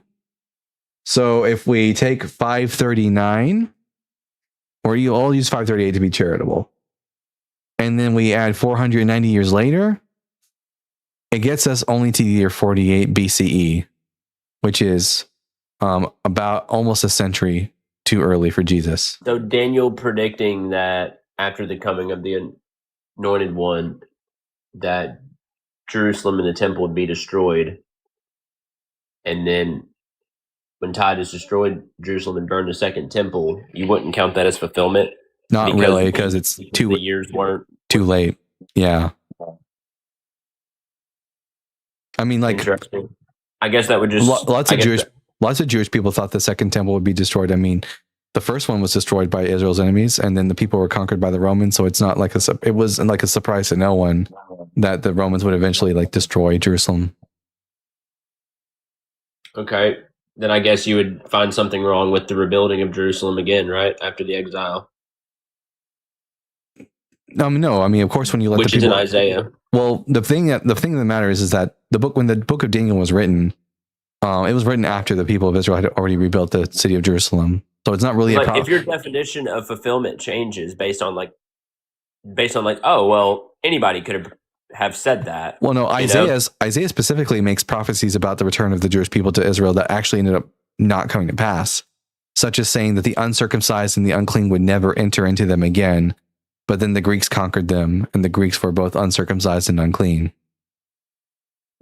Okay, so if, just to kind of put it in like retrospect, let's say like an apartment building got burned down, right? And and let's say that like we know some very powerful corporate group owns that, and they're going to cash out on the insurance and they're going to rebuild it. And if I saw that happen, I was to say, yeah, they're probably going to build that back up here in a couple of years, or like they're going to build that back up in a couple of years. If that happens, are you going to say that that's not prophecy? That's just a prediction. Okay, so what standard do you hold to the Bible when you're talking about something being fulfilled? The prophecies have to come to pass the way that the prophecy says they would come to pass, with no room for errors whatsoever.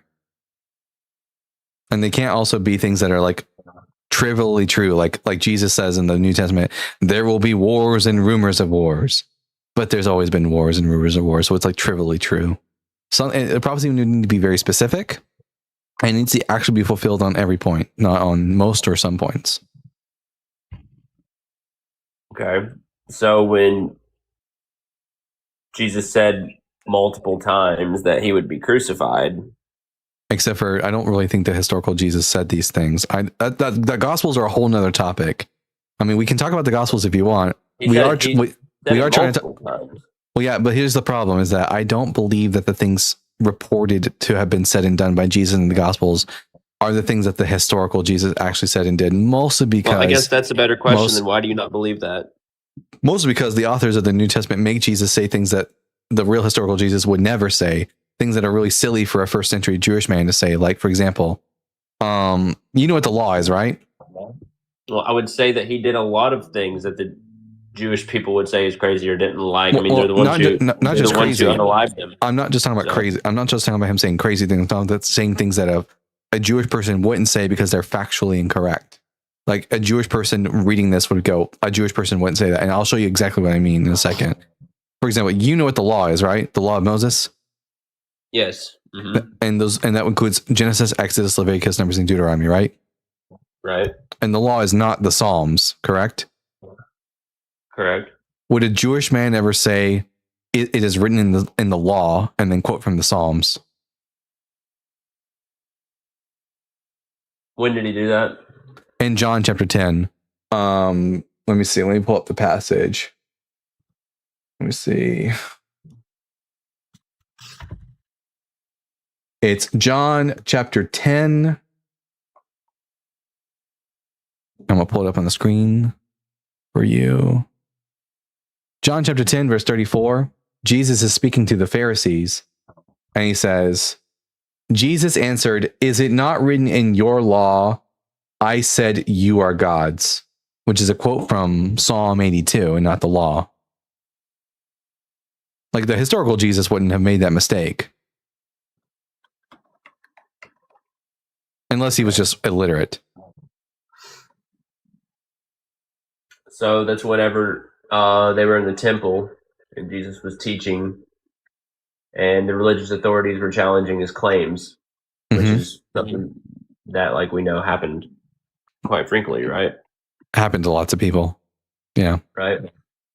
And he was also, just also keep in mind, let me see. A lot of these things are open to interpretation. Most scripture is. But we know what the word. But we know in a Jewish context what the law. If they're accusing him of blasphemy, I mean, you seem pretty educated. You know what that means, right? Yeah, speaking disrespectfully of God or sacred things. But that's besides they were saying that because he was calling himself God, which would be considered disrespectful. Oh, he's not calling himself God.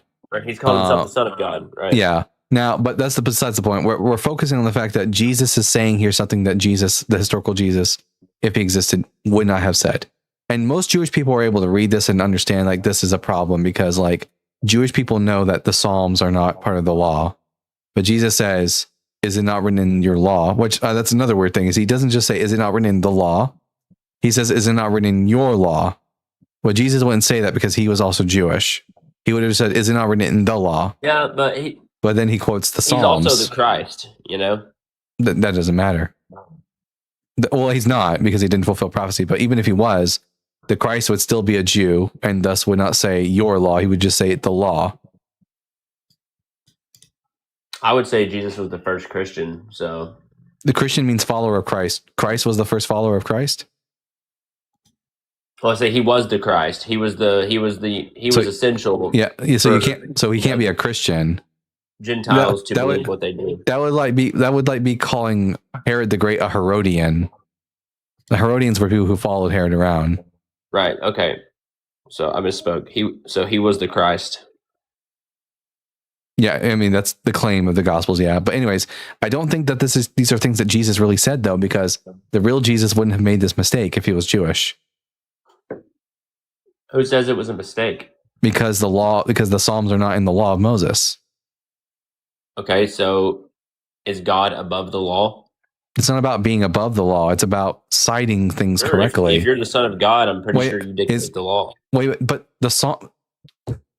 If I say to you, "Is it not written in the Gospels?" and then I quote the epistle of Paul to the Romans, would that be a mistake? Say it again. If I said to you, if we and you were having a religious debate, and I said to you, "Is it not written in your Gospel?" and then I quote the epistle of Paul to the Romans, would that be an inaccurate citation because it's not the letter to the Romans is not one of the Gospels? No. It would be incorrect because the epistle to the Romans is not one of the Gospels. Well, if it's coming from you, yeah. Well, it doesn't matter who it comes from. If a Christian said to you, "Is it not written in the Gospels?" and then they quote the book of Romans, that would be incorrect, right? Because the Gospels are Matthew, Mark, Luke, and John, not the book of Romans. Okay. So Jesus is saying, "Is it not written in your law?" which the law is Genesis, Exodus, Leviticus, Numbers, and Deuteronomy. But then he quotes the Psalms.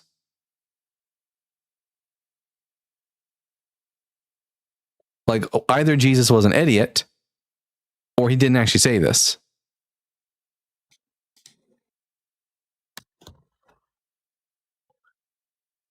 So what's he referring to? Psalm when 82. he says, okay. Oh, here, I'll go to it. Let me see. Psalm 82. It's verse 6. "I say you are gods, children of the Most High, all of you."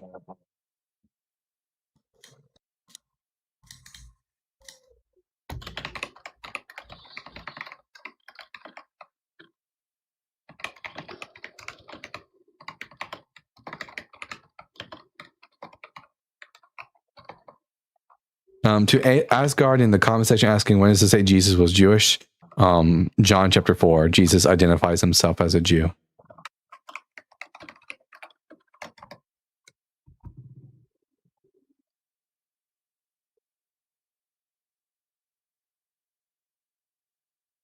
Okay. So this is why actually these conversations are good, because this stuff is taken out of context sometimes. What did I take out of context? Well, the law in Jesus' time meant the entire Hebrew Bible, not just the Gospels. No, buddy. Law in Hebrew, Torah. When did the Gospels exist? In the first century CE. Well, they're written late first century CE. Okay. Did they exist in this setting that you pointed out? What setting did I point out? What are you talking about? When Jesus says your law, it says that he's referring to the Torah, Psalms, plus the prophets. In Judaism, the Torah, the law, refers to Bereshit, Genesis, Shemot, Exodus, Bamidbar, Numbers, Vayikra, Leviticus, and Devarim, Deuteronomy. So you said if it was a mistake, if he was referring to Psalms, right? Yes, because the Psalms are not part of the law. It's part of the section of Jewish writings called the Chetuvim. So I guess Paul was wrong too then in 1 Corinthians. If he says that something's from the law and then he quotes something that's not in the Torah, Paul then yes. quotes Isaiah and calls it the law. Oh, then yeah. That's where? Because I'll add that to my repertoire. Well, that's still just showing how you're just taking things out of context. And Well, no, you're Paul. claiming Well, it to be clear, Paul was also an idiot. He also misquoted the Torah quite often. He makes an argument in Galatians 3 about the word seed being singular and not plural, even though in Hebrew, whether it's plural or singular, it's always singular. So Paul would also just be an idiot. Yeah, 1 Corinthians 14:21. 1 Corinthians 14:21. I'll make sure to write that down. Thank you for adding something to my arsenal. I don't know why you'd use it in your arsenal. Because it unless you're shows just that fine with taking things out of context. Not taking things out of context. Paul would be an idiot then if he says that the book of Isaiah is the law. In Jesus' time, the law didn't mean Matthew, Mark, Luke, and John. No, Those it books meant didn't exist. I yet. didn't. Nope, I didn't.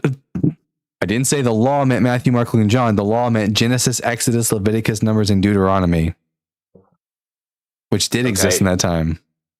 And the Jews used the word law to refer to the entire Hebrew scriptures. Nope, they referred to Torah, to the 5 books of Moses, to the prophets. They called it the Nevi'im, and to the sections that the Psalms belong to, they call it the Chetuvim.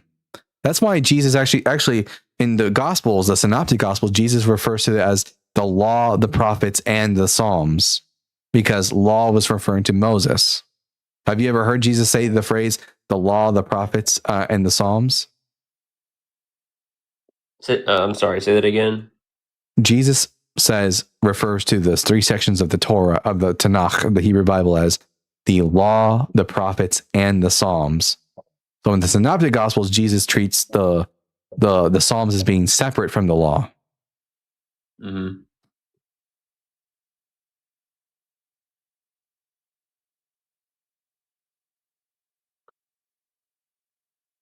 Let's see, John 15:25. You want to pull that up? John 15:25.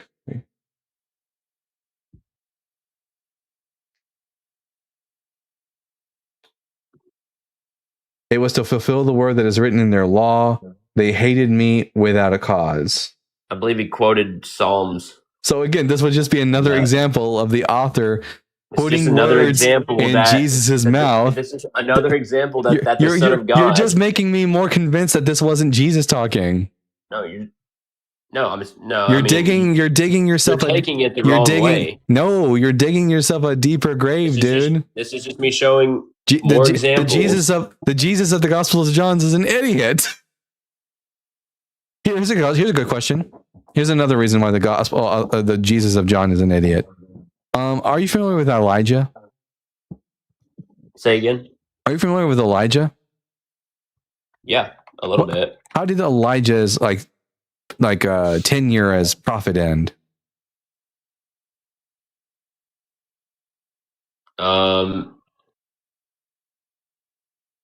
Well, he confronted idolatry, called down fire from heaven, and then he raised the dead. Mm-hmm.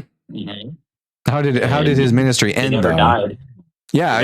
Exactly. He never died. What happened to him? He went up to heaven. He ascended into heaven. Correct. Yeah. All right. John 3:13. What does Jesus say? Here, I'll pull it up. John 3:13. Jesus says, "No one has ascended into heaven except the one who descended from heaven, the Son of Man."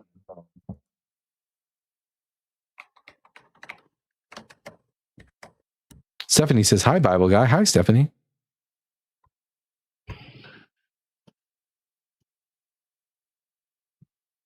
Let's see. Elijah, was taken up by God. He ascended in heaven. Uses the Hebrew word, the Hebrew word Ya'al, which means to ascend in Hebrew, into Shemayim. 2 Kings 2:11, right? That's where you read that. Yeah. And you see where that's sort of something that God did to Elijah, not something that Elijah did by his own authority, right? It doesn't matter. Did Jesus say no one has ascended to heaven by their own power? Go back to it.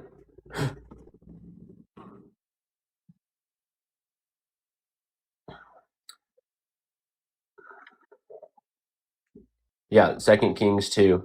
No. He was taken. Did Jesus say Can you no pull that one? up? Did Jesus say no one has ascended? Wait, I know. can you pull that up? I know how Elijah ascended into heaven on a chariot of flames by God's power. But did Jesus make Right. the claim that no one has ascended to heaven by their own power except he who See, has descended from heaven? This is just classic taking things out of context. This is classic Christians twisting like- themselves into No, pretzels. it's like you're not reading into No, it. where you're not. Yeah, exactly. I'm not reading things into the text that aren't there. You're right.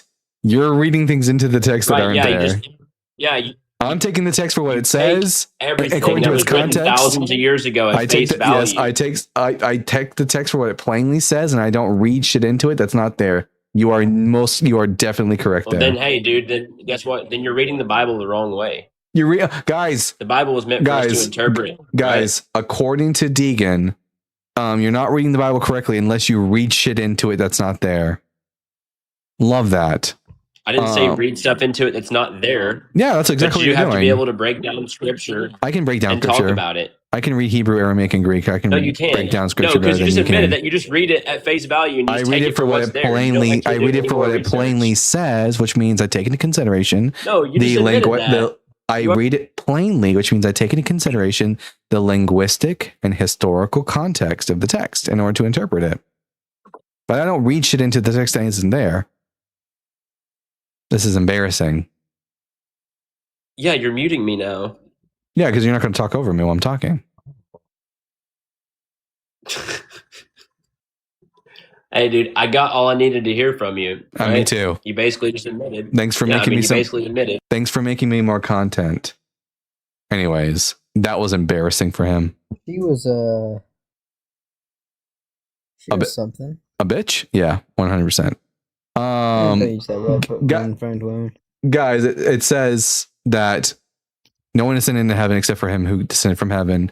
And I guess Deegan's preferred method for getting out of that is by inserting the words, no one has ascended in heaven except by their own power. Yeah. Typical Christian. We're going to move on to the next guest. Ghost Stalker Gaming. Are you at least 18 years old? I said, what? His name. Yeah. I said, well, there's same stuff. Hello? I've got the black magic marker. I always forget that words don't mean words. I know. Ghost Stalker Gaming, are you there?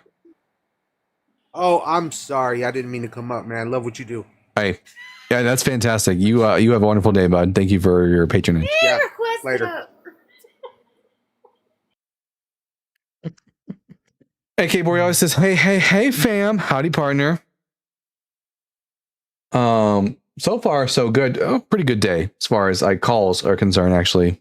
Much better than yesterday. Dalton, you need the Christian decoder ring to understand. That is right. I don't have the decoder ring of the Holy Spirit. That's why I don't understand the Bible, according to Christians. You can't understand it without magic.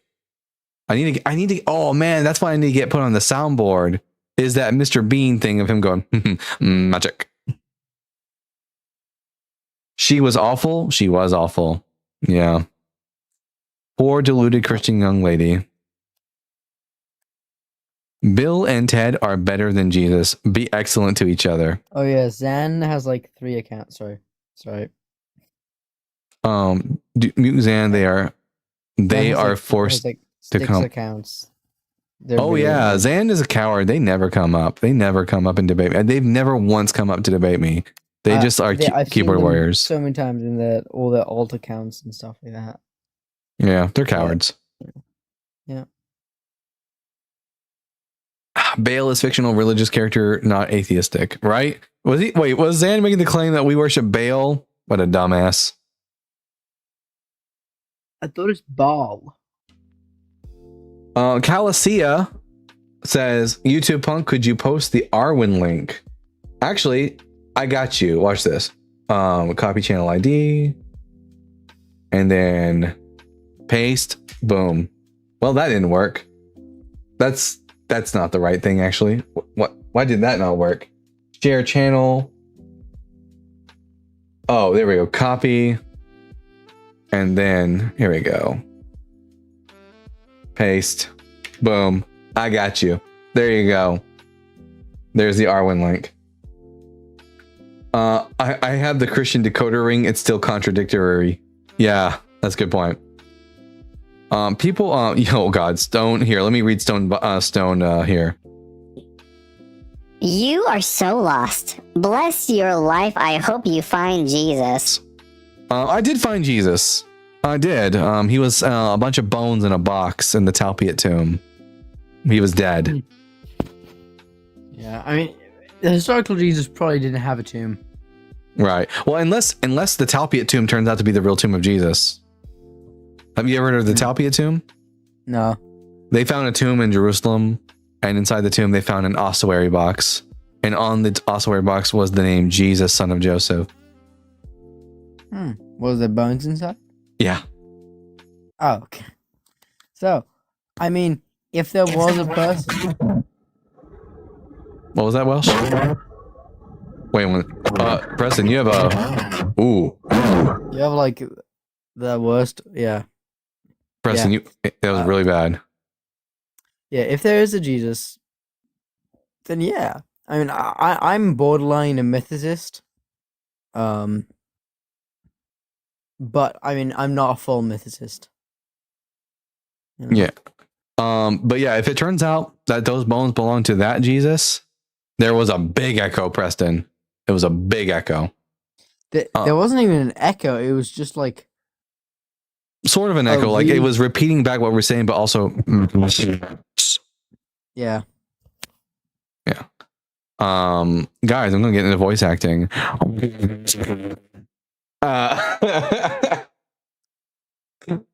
Oh man. I've done some voice acting for like not in anything serious, nothing that went to production, but like on some like indie things I've done some voice acting and it's pretty fun.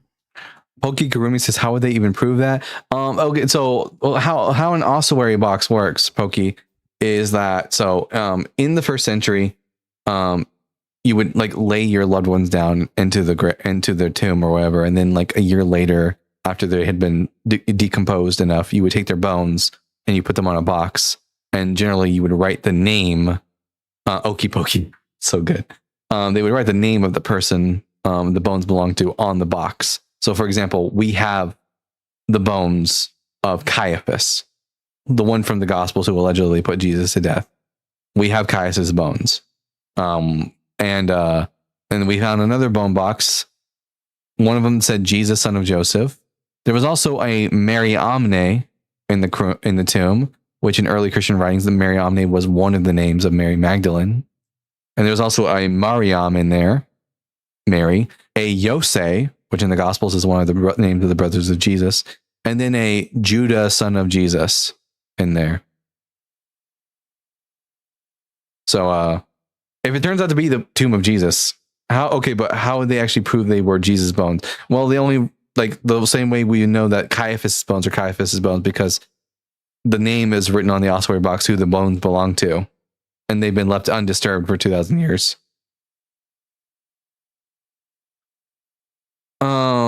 Let's see. Why are you a Christian if you haven't read the whole Bible? That's a good question for Alyssa. Jesus is a gay trans demigod WLGBT queen. I don't think so. Nothing historical Jesus. If historical Jesus existed, but listen, if he was born of a virgin, and since magic isn't real, that's the only way it could happen. Yeah. If he was born of a virgin, he has XX chromosomes. Yeah. Yes, Mary had. Icepick says, since no body in the empty tomb, there is no empty tomb, is given as evidence of the resurrection, then finding his bones is problematic. Yeah. Yeah. Yeah. If these are in fact the actual bones of Jesus of Nazareth, then it's kind of problematic for Christianity, at least the versions of Christianity that hold to a physical resurrection. Yeah. Last guest sounded like a Wendy's drive-thru intercom. Oh, that was Preston. They had mic problems. The empty tomb in Japan. Yeah, I gotta look more into that whole Jesus Japan thing. I forget what is it. Is it Japanese or is it Korean Jesus? That's like a Jack Jesus statue. Oh, there are Jack Jesus statues even in Christianity. No, but like, I mean, even in European Christianity, there are some Jack Jesuses. No, but it is a jacked. Oh, like hyper jack, like bodybuilder Jesus. Bodybuilder. I think it's in either Korea or Japan. Man, Alyssa says, can I get an answer to why all atheists are hateful? Alyssa, can you give me an answer as to why you beat your husband? Damn. Like, I what? mean, it's the same thing. She just accused all atheists of being hateful, even though that's a stupid thing to say. So I just did the same thing. I asked her, why is it that she beats her husband? We're just making shit up about other people. Yeah. I saw, you know what trivialism is? No. It's a philosophy that all propositions are true. It's an idiotic philosophy. Some people somehow subscribe to it. And I found the perfect counter argument. When someone says like I'm a trivialist, like basically the argument is like, I say God is true, therefore God is true. Like God is real. I say God is real. It's like that's one of the trivialist arguments. It's awful. You know, you can just say you're a pedophile, and according to their worldview, according to trivialism, any proposition is true. You know. Sorry, Arwen's messaging me. I'm like, I just completely lose my everything. Preston, are you at least 18? I think we've spoken before a few times. I know there's two Prestons I talked to, one that's a theist and one that's an atheist. Preston, are you the theist Preston or are you the atheist Preston?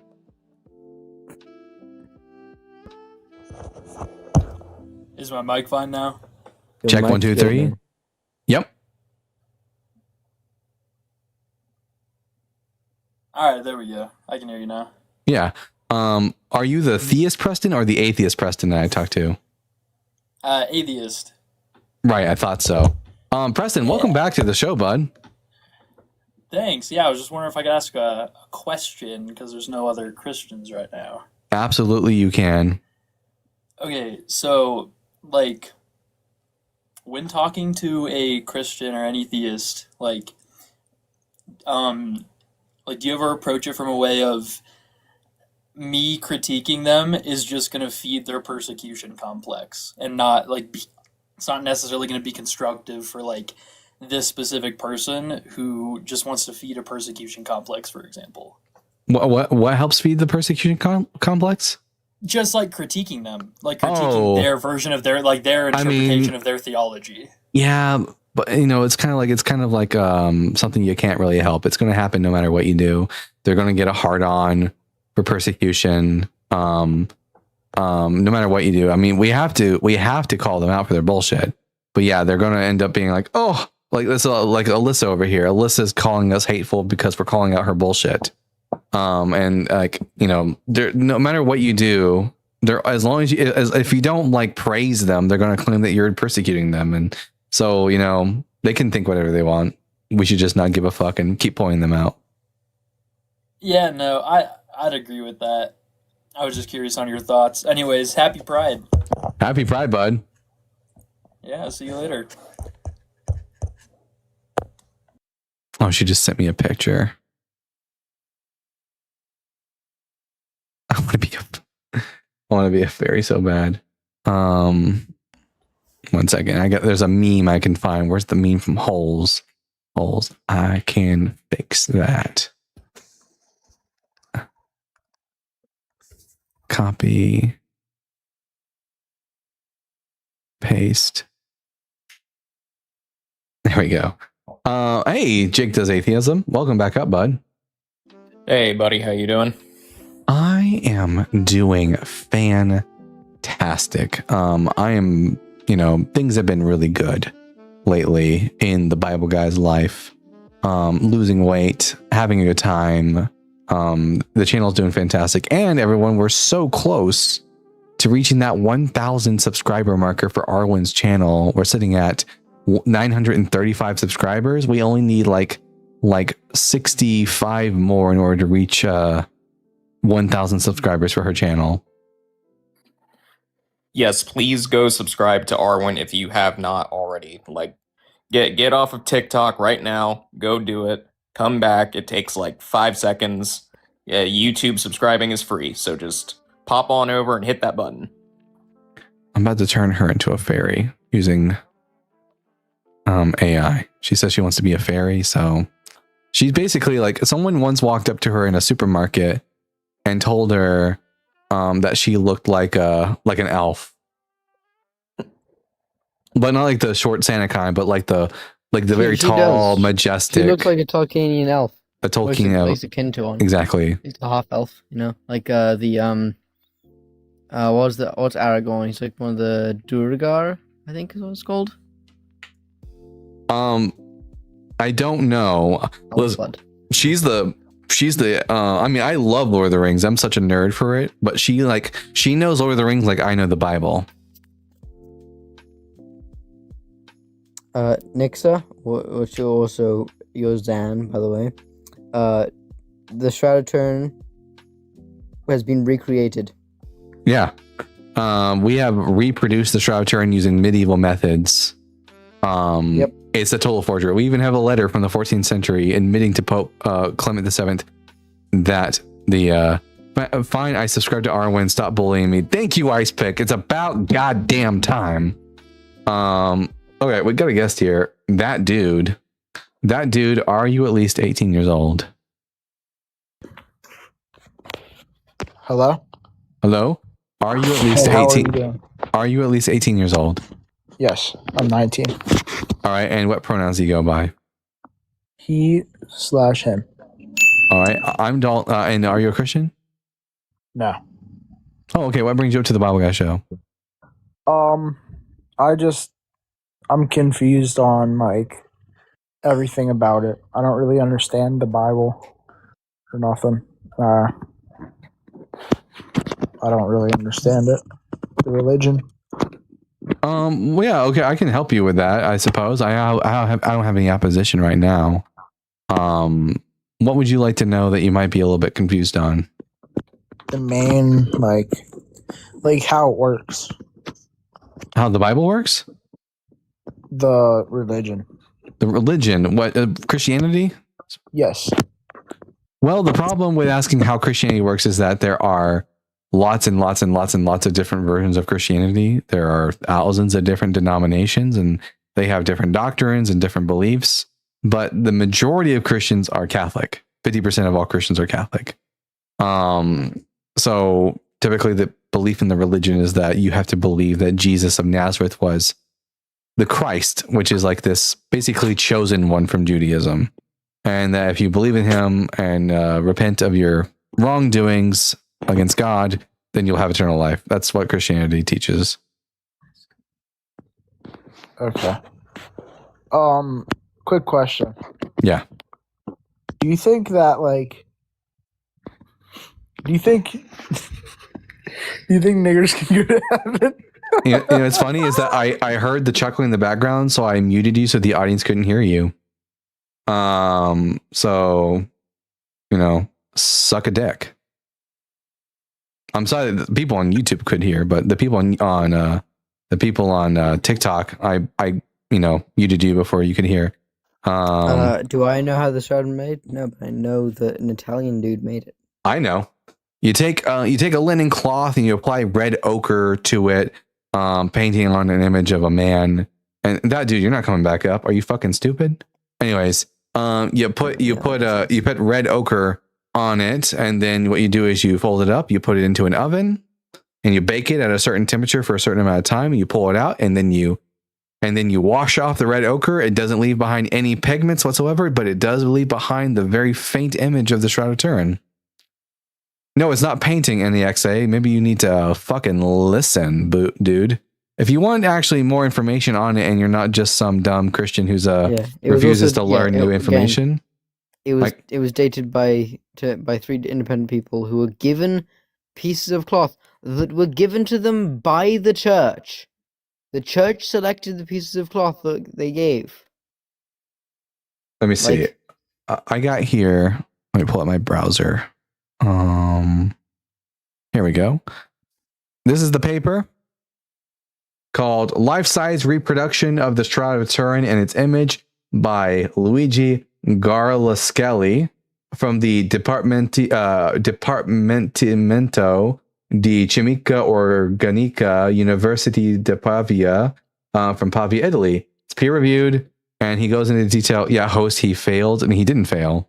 He reproduced the image of the Shroud of Turin. using medieval methods. Look at that. No, he actively did not use paint. Yeah, he used red ochre, not paint. So he didn't fail. And he washed off the pigment.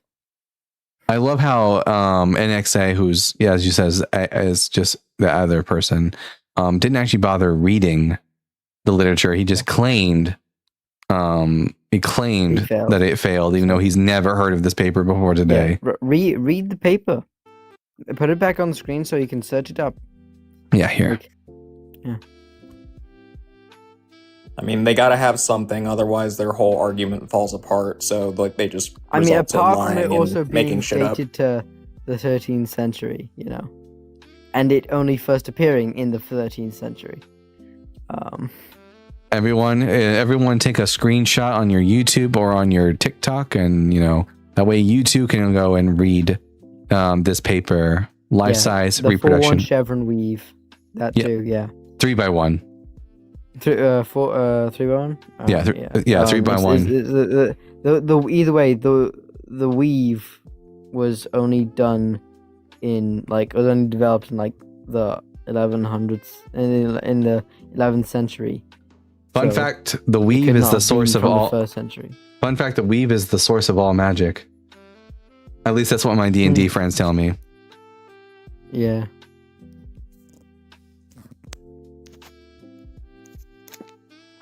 All right. All right. Let's see. The Loom. Yeah, Nini Baba. Listen, I know a few things about Dungeons and Dragons. Not a lot, but I watched some stuff, and I played Baldur's Gate 3, and I watched Dimension 20. So yeah. Oh, I love D20. They're fucking amazing. I love Brennan, and I love him on Game Changer when Sam asks him a Dom DM. Oh yeah, he's so good. Him dying on any hill just to get a point is so fucking funny. Brennan, I will die on any hill, mulligan. Yeah, no, but have you seen Brennan, a Dom DM?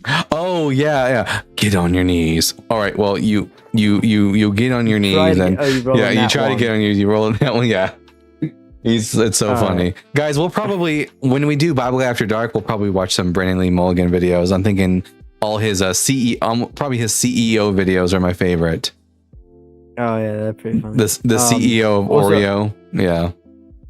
Also a sub DM. You walk into the sub DM.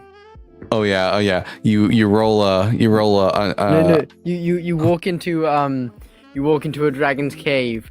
You see its wings like a hurricane, teeth like swords, claws like spears, and it says, "What are you gonna do to me?" This exact quote. Quote. It's like, gonna hit me with that big great sword. I'm just gonna keep muting NXA or XA and whatever the fuck his name is until he actually comes up to talk to us. Yeah, he won't. He's a pat. Yeah, absolutely. Oh, Dalton, I actually came up for a reason because it reminded me of something that happened last night.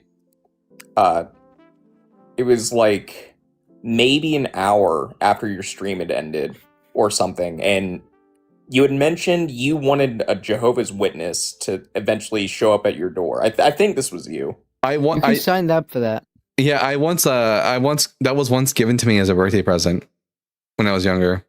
Oh, really? Someone said, Dalton, I got Jehovah's Witnesses. I was my birthday, and they knew that I wanted to bait a Jovi. And oh wait, sorry, Arwen just said something funny. And I wanted to debate a Jovi, and so they had one over, and they called me over hey, I got one for you. And so for my birthday, I went to go debate a Jehovah's Witnesses for breakfast. Do you think dragons have a cloaca? They'd have to. They're lizards. Or they're reptiles. All reptiles have cloacas, to my knowledge. But, sorry, I had a couple show up at my door literally last night. Oh, it was really? was like pouring rain. They're standing outside my door. I manifested it. Yeah, I was like, damn it, Dalton, you put something in the universe. I didn't need this tonight. As I'm watching a Wolverine trailer where he's like brutally murking a bunch of people in the game trailer. Oh man, I'm ready. I'm ready for Wolverine. There are so many. Okay, I'll tell. This is just for fun and not Bible related, I guess. I'll let everyone know the games that I am currently looking forward to playing right now. Obviously, Grand Theft Auto 6. It's not on my top, but it's a pretty good one. It's like probably second to the bottom though. The Wolverine game, looking forward to playing that as well. Blood of Dawnwalker is going to be up there, but my number one game that I'm looking forward to playing right now. Oh wait, actually, another one I want to play is Black Flag Resynced from Assassin's Creed. But the number one game that I'm looking forward to playing right now is Fable. I knew it because we talked about this a bit earlier too. What about God of War Laufey? Oh yes, that too. Now God of War Laufey. That's gonna be. It's also like that's probably like either number 2 after Fable is gonna be God of War Laufey. Yeah, you know a game I really want to play is KSP. What's that? Kerbal Space Program. But I think I'm gonna actually wait until in Space Agency comes out because that's meant to be way better optimized. And also when SFS 2 comes out, because that's also going to be hella optimized, and my shitty computer might be able to actually run it. So, too many incels are upset about God of War. Yeah, actually, I think I'm going to make I've been thinking about not on my Bible Guy channel, but on my other channel, which is it's called Just Dalton. The user tag name is here. Let me see if I can find it. And this is like a joke for anyone who knows anything about my likes right now. But the username for the Just Dalton channel is, let me see, at wishing I was Aragorn. Speaking of which, everyone make sure you are subscribed to the Arwen Show at Aragorn Lover on YouTube. But self-report. But yeah, I'm thinking about on doing the Just Dalton channel because it's the channel where I like to talk about everything else that's not the Bible. I probably might like go out and go to Asmongold's channel and read the comments, because I hear that it's just absolutely like a bunch of dog shit incels, unfuckables as we call them, talking about how bad the God of War game's going to be. Also, good job, Butter. Also, did you know that Hassan and Hassan Piker and Asmongold's fan base is like crosses over? I don't know who Hassan Piker is. He's a communist guy who makes a lot of YouTube videos and streams and stuff. I think he's slightly hypocritical. Because he does own a $3 million house. Oh, that's crazy. But he lives in California, so again, $300 million is not. Not nearly as much, but still, he's a communist. Yeah, listen, I'm a communist. You're never going to see me owning a $3 million house. That's for sure. No, absolutely not. Yeah, I'm just going to buy what I need. A nice little house under the hill. So that's fine. No one's perfect. But listen, I specifically purely because I know socialism is achievable within my lifetime. Yeah. My biggest man crush is Zoran Mamdani. Oh yeah. Yeah. Oh yeah. Easily the best politician we have in probably the entire country. Honestly, Talrico's pretty good too. Yeah. He's good. He's a good Christian. Very good Christian. No. I'm just calling Arwen out for something now. But anyways, guys, sorry to the Ginger Crusader. We are at the end of the Bible Guy show today. It's been 3 hours, and that's the 3-hour mark. Let me see if I have any super chats. I don't have any super chats, but we did get lots of super chats today. So I'm very. Worked? Say what? Sorry. When is socialism worked? In New York City right now, it's working. Now, that's social democracy. Burkina Faso. worked there amazingly, actually, until Thomas Sankara was assassinated. Yeah. But anyways, let's see who's live right now that I can send you crazy kids off to go represent the Bible Guy community to. Let's see who's live right now. Let's see. I thought Robot Goat was on.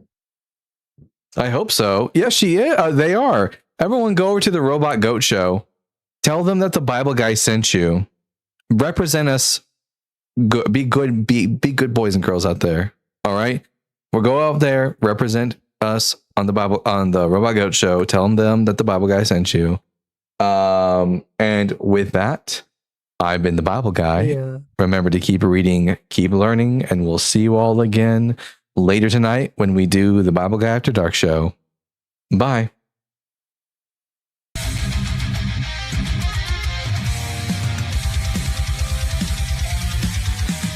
Born from dust and questioning fire, wielding truth like a sword of desire. Ancient scrolls and cosmic flame, he tears through myth, he breaks the chain. Echoes of prophets, the scars align, knowledge and thunder intertwine.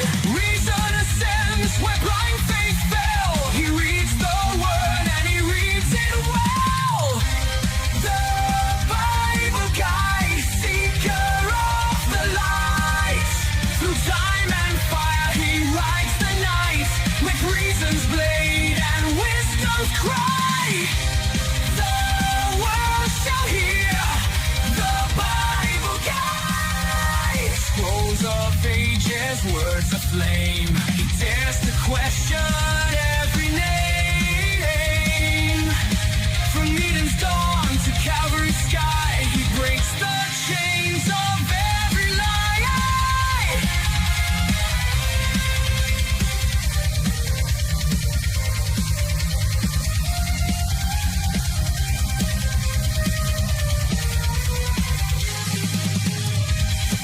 Logos, Logos, the word and the flame.